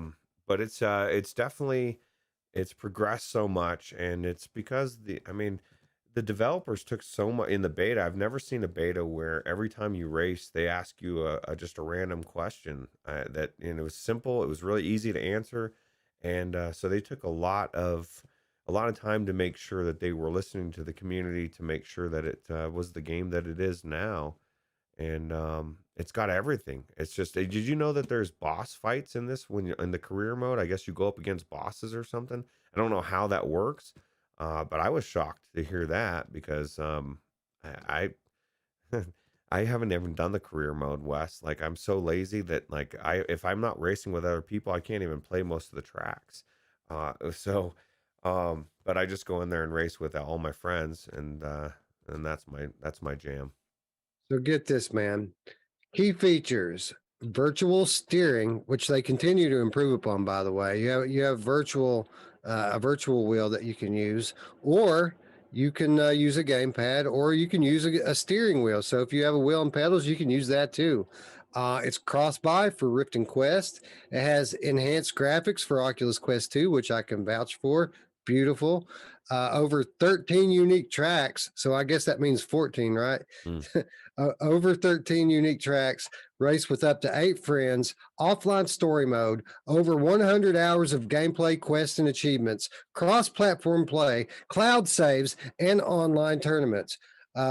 Dude, again, it's so polished. This thing was in beta for a long time, and it was a joy to be a beta tester, because they would give you these questionnaires, you'd fill them out, make suggestions, and then the next update they would implement what you asked for. It was amazing. Yeah. I have nothing but good things to say about these devs, and I hope they keep them coming. And I would even say it would rival Mario Kart, and not saying that it would replace Mario Kart. When Nintendo comes out with Mario Kart, it's Mario Kart. But this is unique. It's different. It's like got its own flavor to it, right? Even though it is Mario Kart-esque, it's Dash Dash. It's not Mario Kart. It's Dash Dash. It's not slum it with the Mario Kart crowd. I enjoy it, and it's definitely fun. And I can't imagine anybody that does love Mario Kart, they're not going to love this, because even the way you skid around corners, and there's just so much to this game that really makes it its own. And like I said, I first tried touring kart back in the day, and it's a cool game, but this game is just Another level. it's another level, and It's 2 levels. It's like 2 levels. yeah, It's absolutely. incredible. Yeah, man. If I were Sony, I'd buy Motion X Studio and I would have them develop Astrobot Racer for me. Oh, dude, that would be so good, right? One of the coolest games that I would love to have something like in VR was Diddy Kong Racing. And because that was like it was like Mario Kart kind of, but it was like story based. And Right. it was one of my favorite games playing back in the day. And I'd love to see a game like that as well. Absolutely. Anyway, an amazing game here. Must own, no matter which platform we're talking about here. Again, it's cross-platform, so everybody plays together, and they continue to support this game. It continues to grow and improve and get new levels and new features. And some of the intense levels in this thing are like roller coasters, man. I mean, it's really incredible stuff that they're doing here. It's the definitive VR kart racer, and I feel like anybody who doesn't have it should go buy it right now. Yeah, absolutely. Eddie C says the virtual steering is pretty good now. It's not that bad. It was crazy in the beginning. It was super sensitive, but I guess it's better now. Yeah, they've dialed it in. It was one of the things in this most recent update that they fine-tuned that virtual steering. I should have tried it. I was scared to, Wes, because I had such a bad experience in the beginning because it was so sensitive that I steered away from it this time. Element says that Dash Dash and Death Horizon Reloaded still make me sick after an hour, but those are the only 2 games that get me. Yeah, I feel it a little bit in Dash Dash, but you can kind of mitigate that by selecting the right tracks. I don't understand why Death Horizon would make you sick. I played that game a lot, and it's never made me feel weird. It's got to be frames. That's the only thing that I could think of. Is it got to be a little bit of a frame rate issue at some point, or something that some people don't notice it, and then other people it hits you a weird way, right? So yeah, everybody's different, right? Different eyes, and we all handle it differently. So yeah, everybody has their thing that makes them feel weird. did you know, Wes, that there's actually and I didn't notice this, or I didn't know about it, but there's like different settings to where you can have like it's on the dash, and one of them is it starts out at balance, and you unlock them, and then you have like one that's for super like has more speed or more control, or like, you know what I mean? It has like 5 different options. And You of have to course, put in some real time to progress that stuff, though. yeah, I've only got balanced unlocked, which is the one that you start with. So everybody's talking about Radio Round's like, oh, I'm switching to this. I'm like, oh, I'm switching to balanced, because that's all I can do. That's me. I haven't put nearly enough time into any game. Like that's the only regrettable thing about doing this, is that you can't really sit down on a game for a while, because there's always so many more great games that you want to play.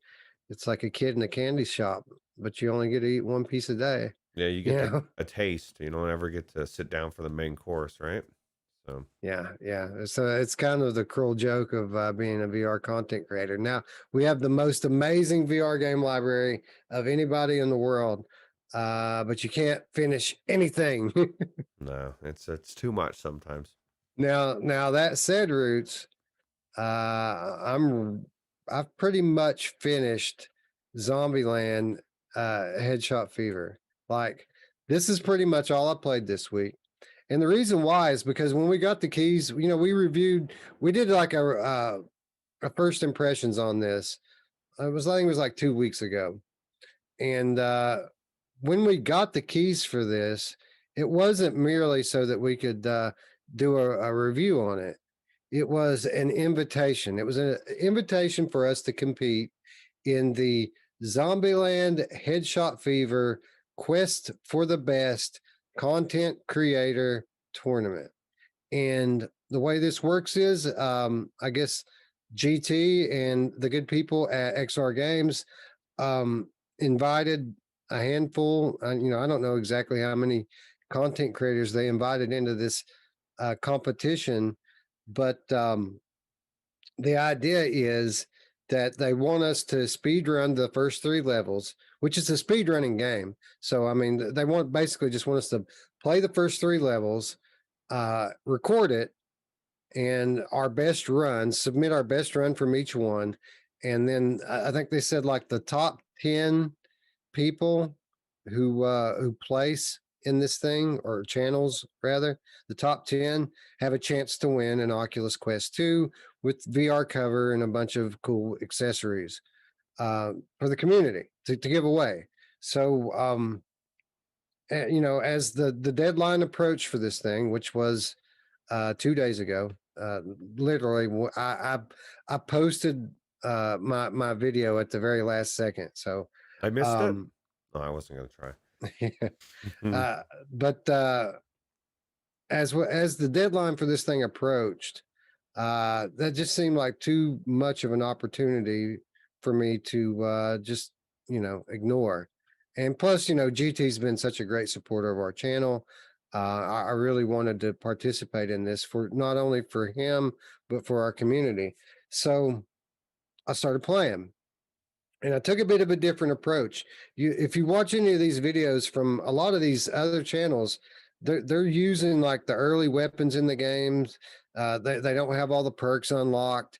I didn't want to take that approach of just repetitive over and over and over and over again with these levels.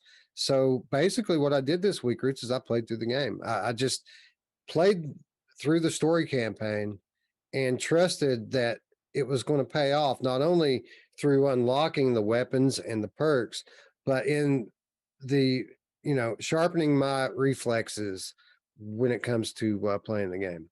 Well, especially if you're working your way through. And the thing is if people don't know, this is Wes's video we're looking at right here, and this beginning part, he's explaining a lot of things and why everything's going on, or of what you're doing in there, and which is very important, and definitely a good breakdown. So yeah, well, that's the cool thing about this, is on the surface it looks just like your average arcade rail shooter, but it's very strategic. If you've played a game like Crashland and you enjoy the strategy involved with choosing your perks,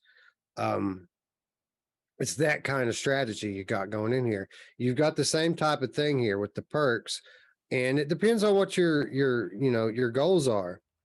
You could play for progress. Certain perks will help you with that. You can play for the leaderboards. Other perks will help you with that. And then you could play for objectives. Each level has 4 objectives in it that they give you at the top. And by completing those, you unlock weapons, you unlock skins, you unlock things for the game.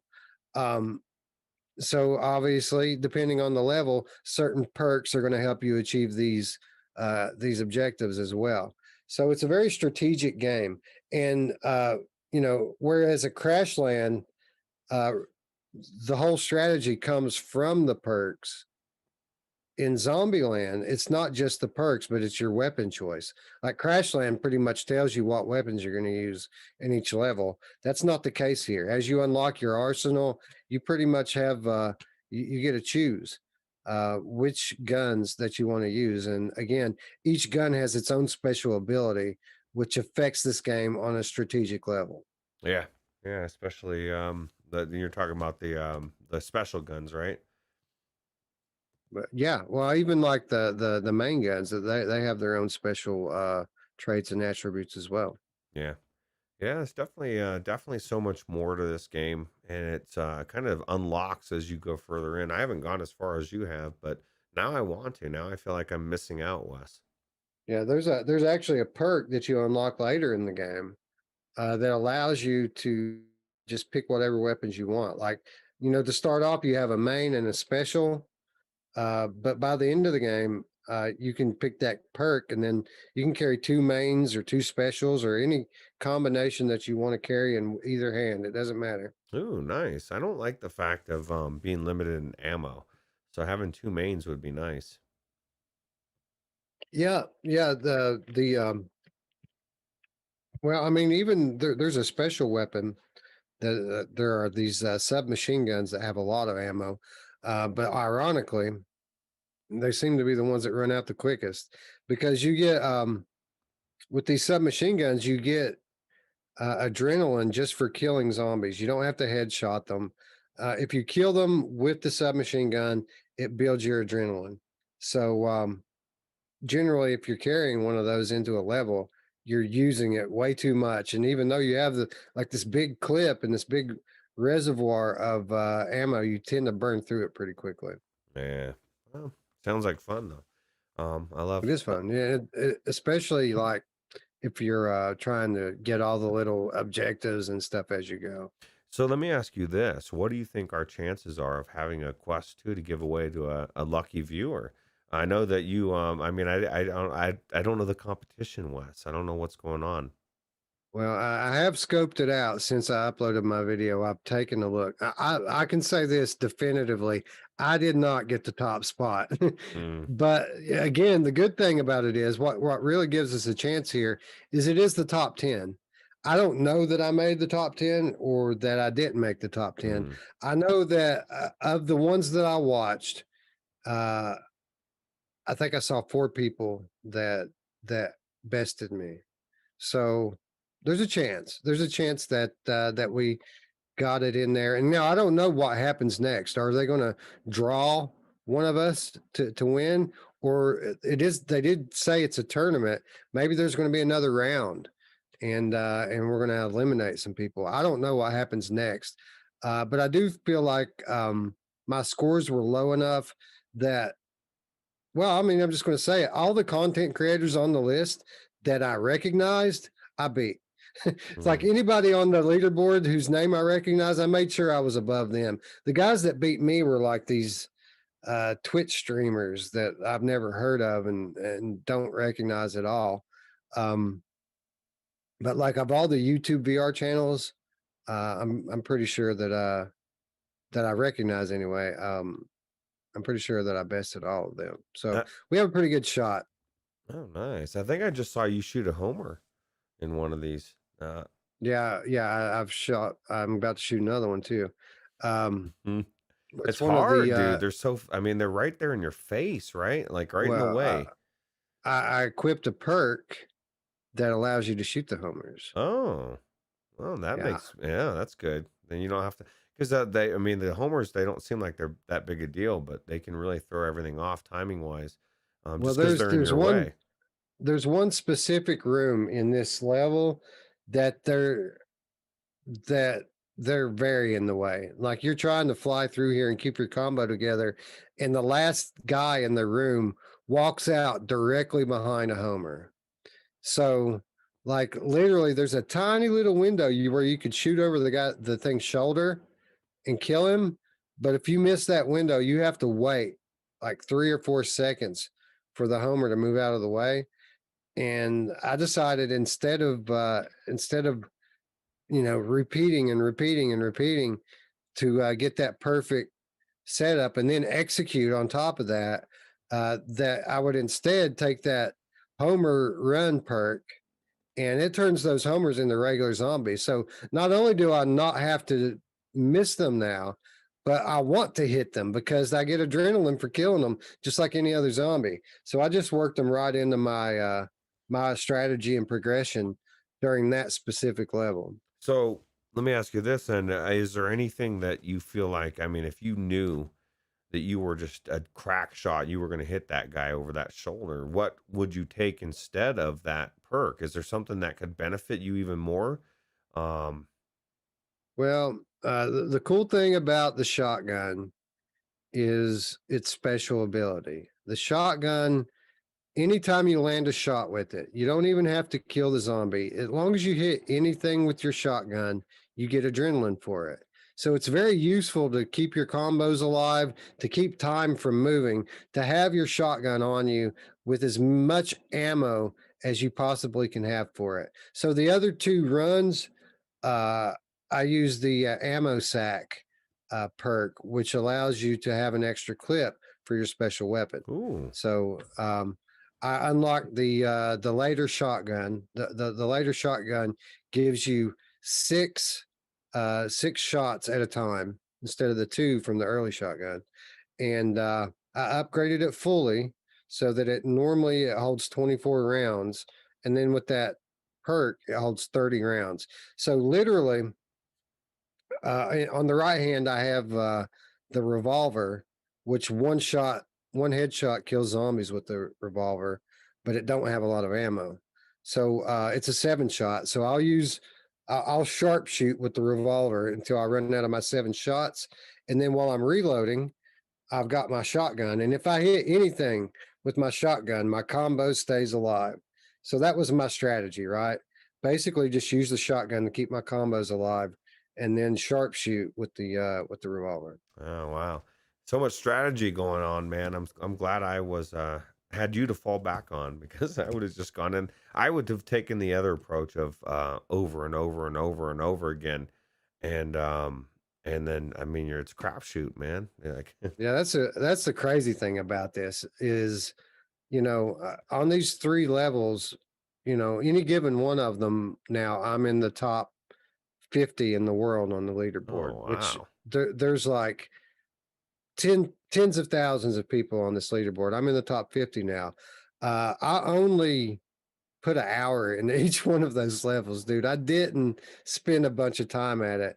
The guys that beat me are incredible. Like if you watch them, they're using like the regular pistol and double tapping these zombies and still getting through in like nearly half the time that I got through. I mean, these guys are crazy good at it. So if it's a literal tournament, there's no hope. There's no way I'm going to beat these guys, but only because I don't have the time to put into it like they do. Like, again, I've only played this game 5 times, and like I put an hour into each one of these speedrun levels and got the times as low as I did.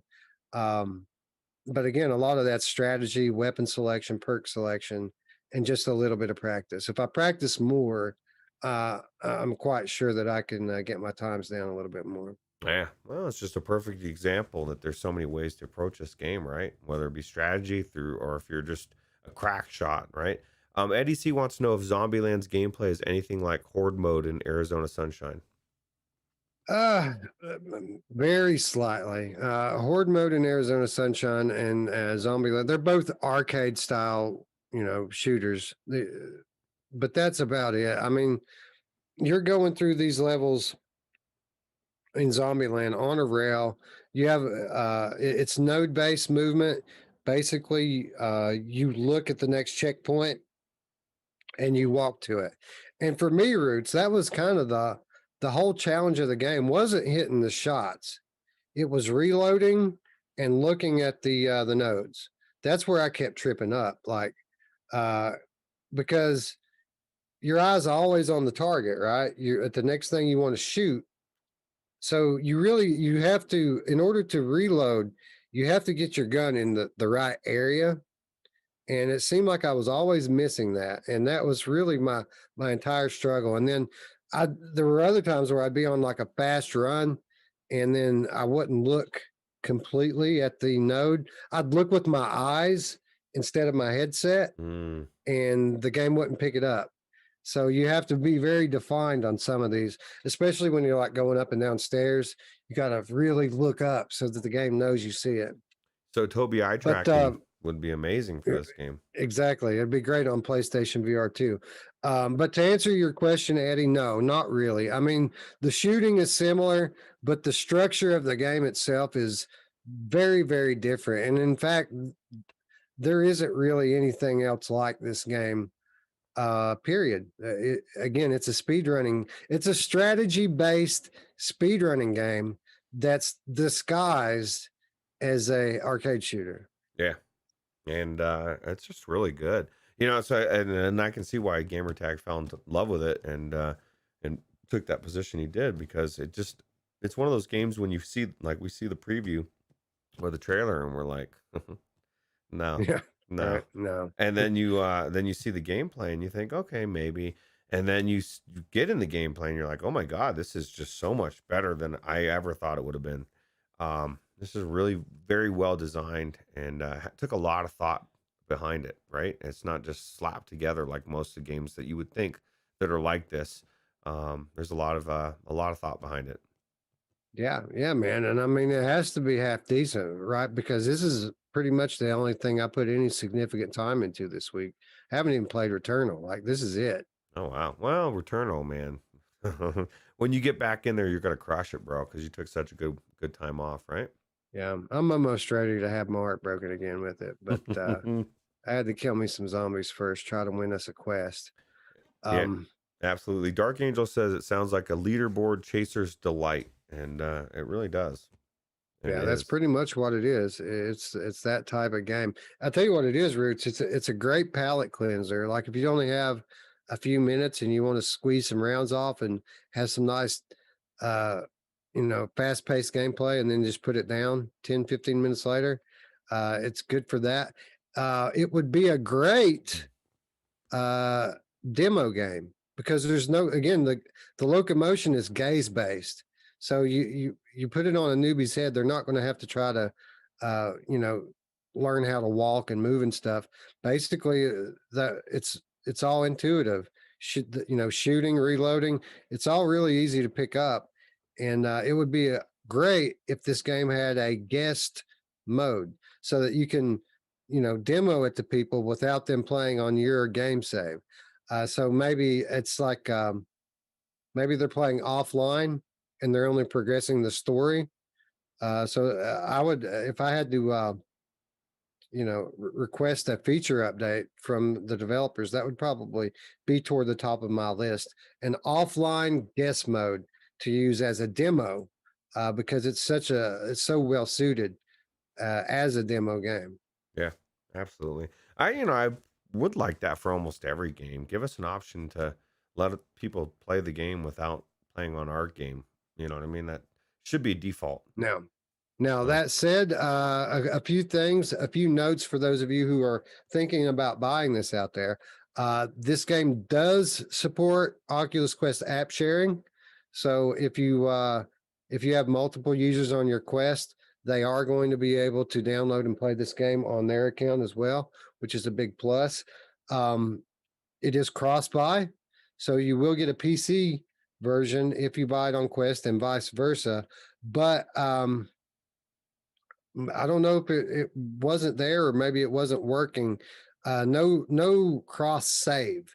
So when I went to make my video, I've only been playing this in Quest, but when it came time to start running the levels and gather footage for my video, I wanted to do it on my PC because it's a little easier. It's a little less likely to crap out.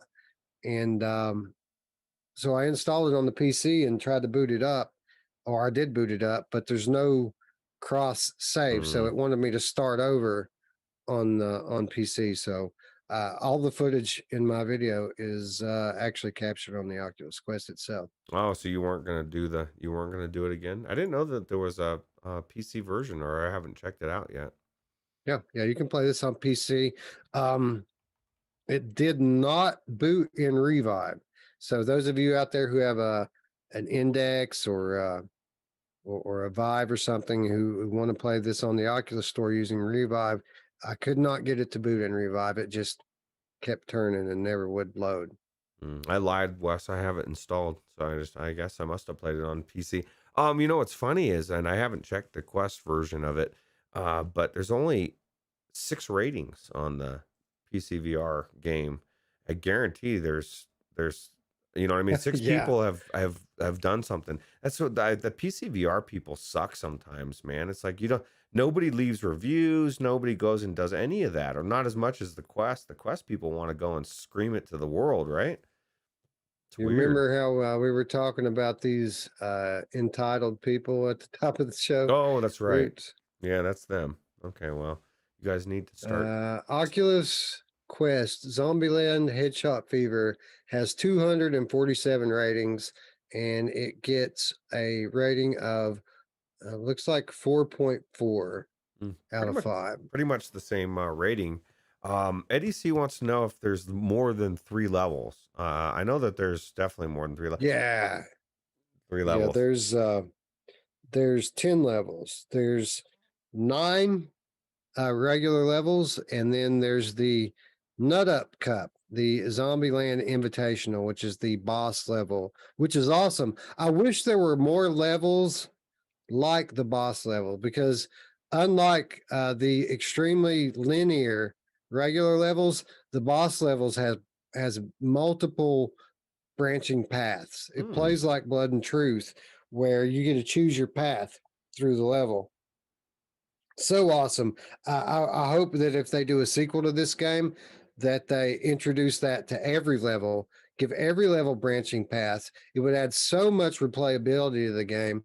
And then it would always keep people, all these leaderboard guys, guessing if they're making the right choice, right? So you have to kind of, in your preparation, you would have to check out every avenue, and it would add a lot more variability into and a lot more possibilities into the formula, and it wouldn't be so easy for it would add for a lot more separation on the leaderboards if there were more variability in the path. And the boss level is easily the best level in the game. Yeah.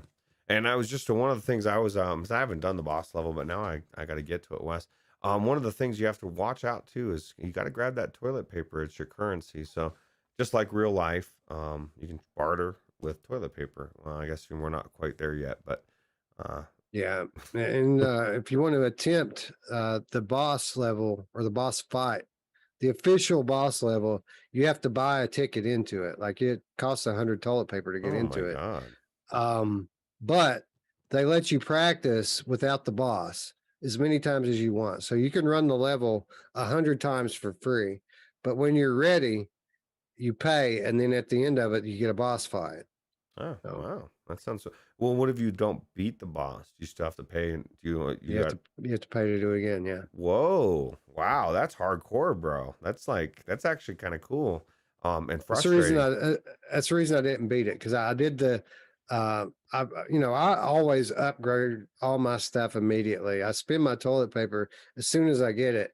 So I only had 100 toilet paper when I got to the boss level, and I practiced it like 2 or 3 times, and didn't have any trouble getting through the levels. So I said, well, let's go ahead and beat it. And then I made it to the boss, and literally got the boss down to where it would take one more hit to kill him, and then like another enemy hit me and killed me. Man, that's a And I, returnal again, all over again, dude. well, I mean, I could have went straight back to it and beat it if I had the toilet paper, but I didn't have the toilet paper. Mm, And by the time I went back into the game, it was time to record my runs. So I had to start on those early levels again. Next time I play it, I'll beat it, but we're not quite there yet. well, so Wes, just let us know if you have the runs, you need a lot of toilet paper. Or maybe I guess I'm wording that a little weird.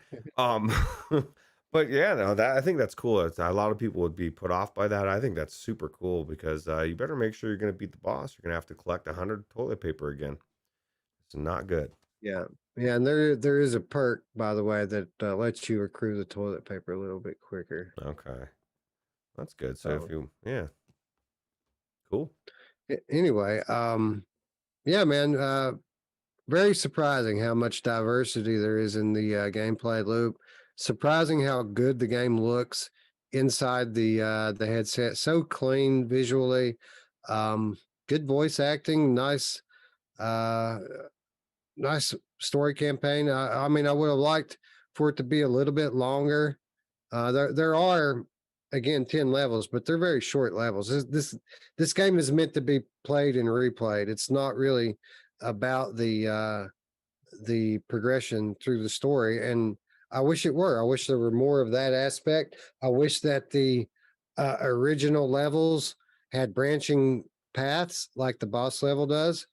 Um, but all in all, I mean, it's much better than I expected it to be.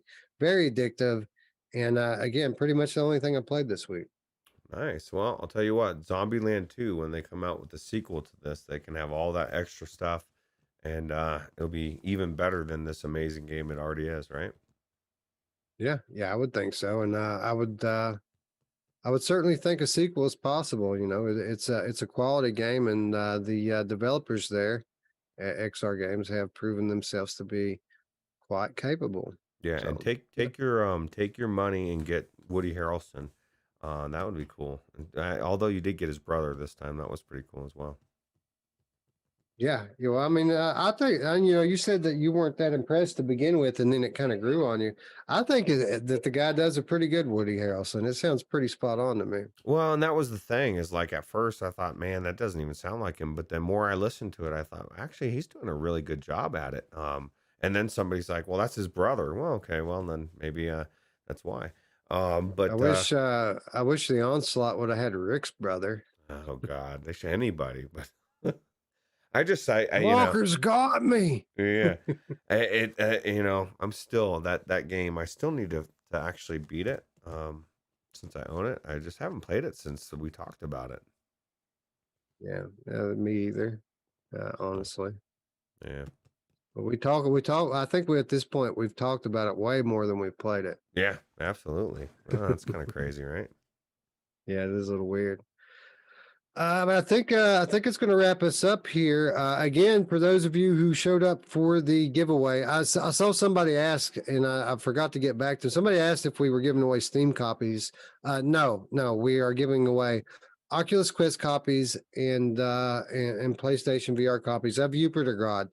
So if that's something that you're interested in, make sure you're subscribed. Leave a comment letting us know which platform you want to enter on. 2 weeks later, we're going to revisit Yupitergrad and we're going to give away some keys. So good luck to everyone out there who's going to play. Yeah, and remember if you can't wait, check out the demo, Sneaky Peeky. It's free. Sneaky peeky. Yeah, Yep, who doesn't want a absolutely. sneaky peeky? But you know, I'll tell you what, it's everything we always say. An amazing demo that showcases the game that doesn't give it away. I think they did it in a very wise way. Agreed. It's perfect. Speaking of Wise Roots, Solaris. How about those guys recognizing that? You remember we talked about Solaris less than a week ago, and we said this PlayStation VR launch was their last ditch, right? It's kind of got mixed reviews on Oculus, and you know it's crucial for a VR multiplayer game to establish a player base. You need people in the game, people in the lobby to be successful. So these guys come in and they launch on PlayStation VR, where they already have a community for Firewall. They're offering up aim support, but kudos to First Contact Entertainment for recognizing that they need to have players in their lobby. And Roots, for the first 2 weeks, Solaris is half off on PlayStation. So you can get Solaris for $12 Oh wow, today, and it just launched on PlayStation. It's just $12. that's a no-brainer Yep. with the aim It's an control. absolute no-brainer. That was me. Like we were talking before the show whether or not we want to cover it next week, and we may very well do that on next week's virtual show. But regardless of any of that, I'm buying it just because it's so cheap. Same reason I'm probably going to buy Trover on PlayStation this week is because it's $10. You know what I mean? Yeah. So See, that was my problem with it on the Quest Trover is it's still $21 for me, and I'm like, that's not. It's a discount, but it's still not cheap enough for me to. If it was like $10, I'd buy it in a heartbeat, right? $10. And that Dark Angel says, you know who else likes a sneaky peeky? My mom. Oh yeah, she does. Yeah, that's awesome. Yeah, Ray Pope thought that we made it through a whole show without any mom jokes, and I guess he was just away.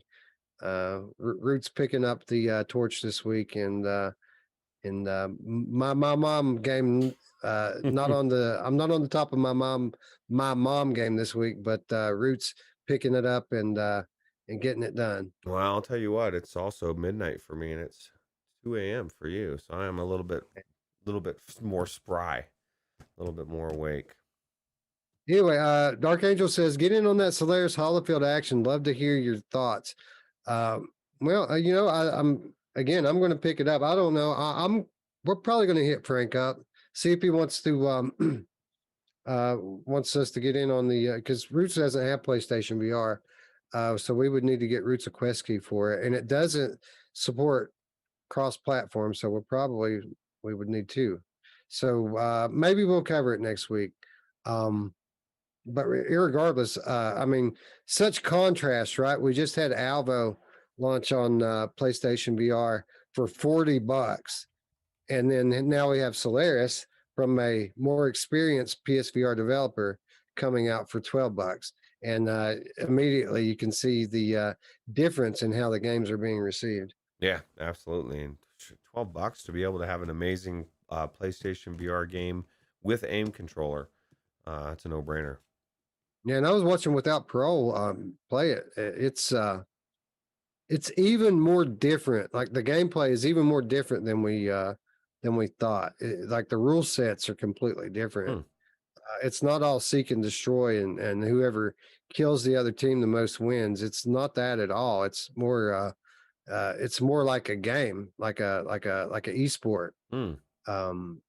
So I think we might have put this might be that Tron shooter that you've wanted since you started playing VR. Yeah, hey, that sounds good. ET2K9 now says, Uncle Frank on Virtual Strangers, sign me up. Who knows, man? That might actually happen one day. I can't confirm or deny. All I can say is, if you haven't already, be sure you've hit that big red button and that bell. Lots of new content coming up. So much stuff in the works. So excited for you guys to see when it finally comes together. But, you know, I would just say, stay tuned on that one, man. Who knows? That might actually happen if we can pry Frank out of California life for a few minutes. We might actually do that. Again, for those of you who have already subscribed and want to do a little something extra to help support our channel, you can do so by supporting us on Patreon, where for as little as $3 per month, you can gain access to our weekly show notes. You can gain access to the insider updates, and you can gain access to the always awesome Money Show. Certainly the best $3 value in VR content creation today. So check it out, and big thanks to all of you who are already support on Patreon. And last but not least, we said it at the top, we all kind of just live, grow, and hang out together in the Discord. We invite you to come along. You know, the Virtual Strangers community is home for the hardcore VR gaming enthusiast. So come on home. The Discord is our home, and we're happily inviting you and yours into it. So click the link, invitation in the description. And like Wes likes to say, we left the light on for you. You know, it's costing us money, dude. So you got to come home and just hang out. Imagine if Mash Daddy wasn't a part of our Discord, he wouldn't have a PlayStation 5 right now on its way, and he wouldn't be able to be frustrated by Returnal. And so he'll be thanking you for that soon. Yeah, right. No, D-Rail's the man. And for those of you out there who still need a PlayStation 5, D-Rail has said that he will continue to post his leads on our Discord. So like this guy, he's kind of like I was back when I was trying to get all this stuff. It's addictive trying to shop for these out of stock items, Roots, and constantly being on the search for them. I missed it after I actually got everything I wanted. I missed the the rush that came with hearing like these alerts and things go off when, oh God, one might be in stock. Let's try to get it. I think derails is still very much in the practice of finding these. So if you're looking, be sure that you join the Discord because he's going to continue to share his leads on there. And again, it worked out for Eric today. That's awesome. That's awesome. Yeah, absolutely. So shout out to Eric for finally getting his PS5. Shout out to Radio Rump for finally getting his 3080. Everybody moving on up, right? People in the house are getting nice things. Yeah. It's awesome. Anyway, with that said, friends, I'd like to thank you all. Oh, as always, Traveling Man bringing up the caboose. He says, have a great morning, guys, with the $5 donation. Thank you, Traveling Man, for your always awesome support. Yeah, we really appreciate it. For sure. Anyway, with that said, friends, we'd like to thank you all for watching. And for Roots, I'm Wes. We'll see you next time, friends. Bye-bye. Take it easy.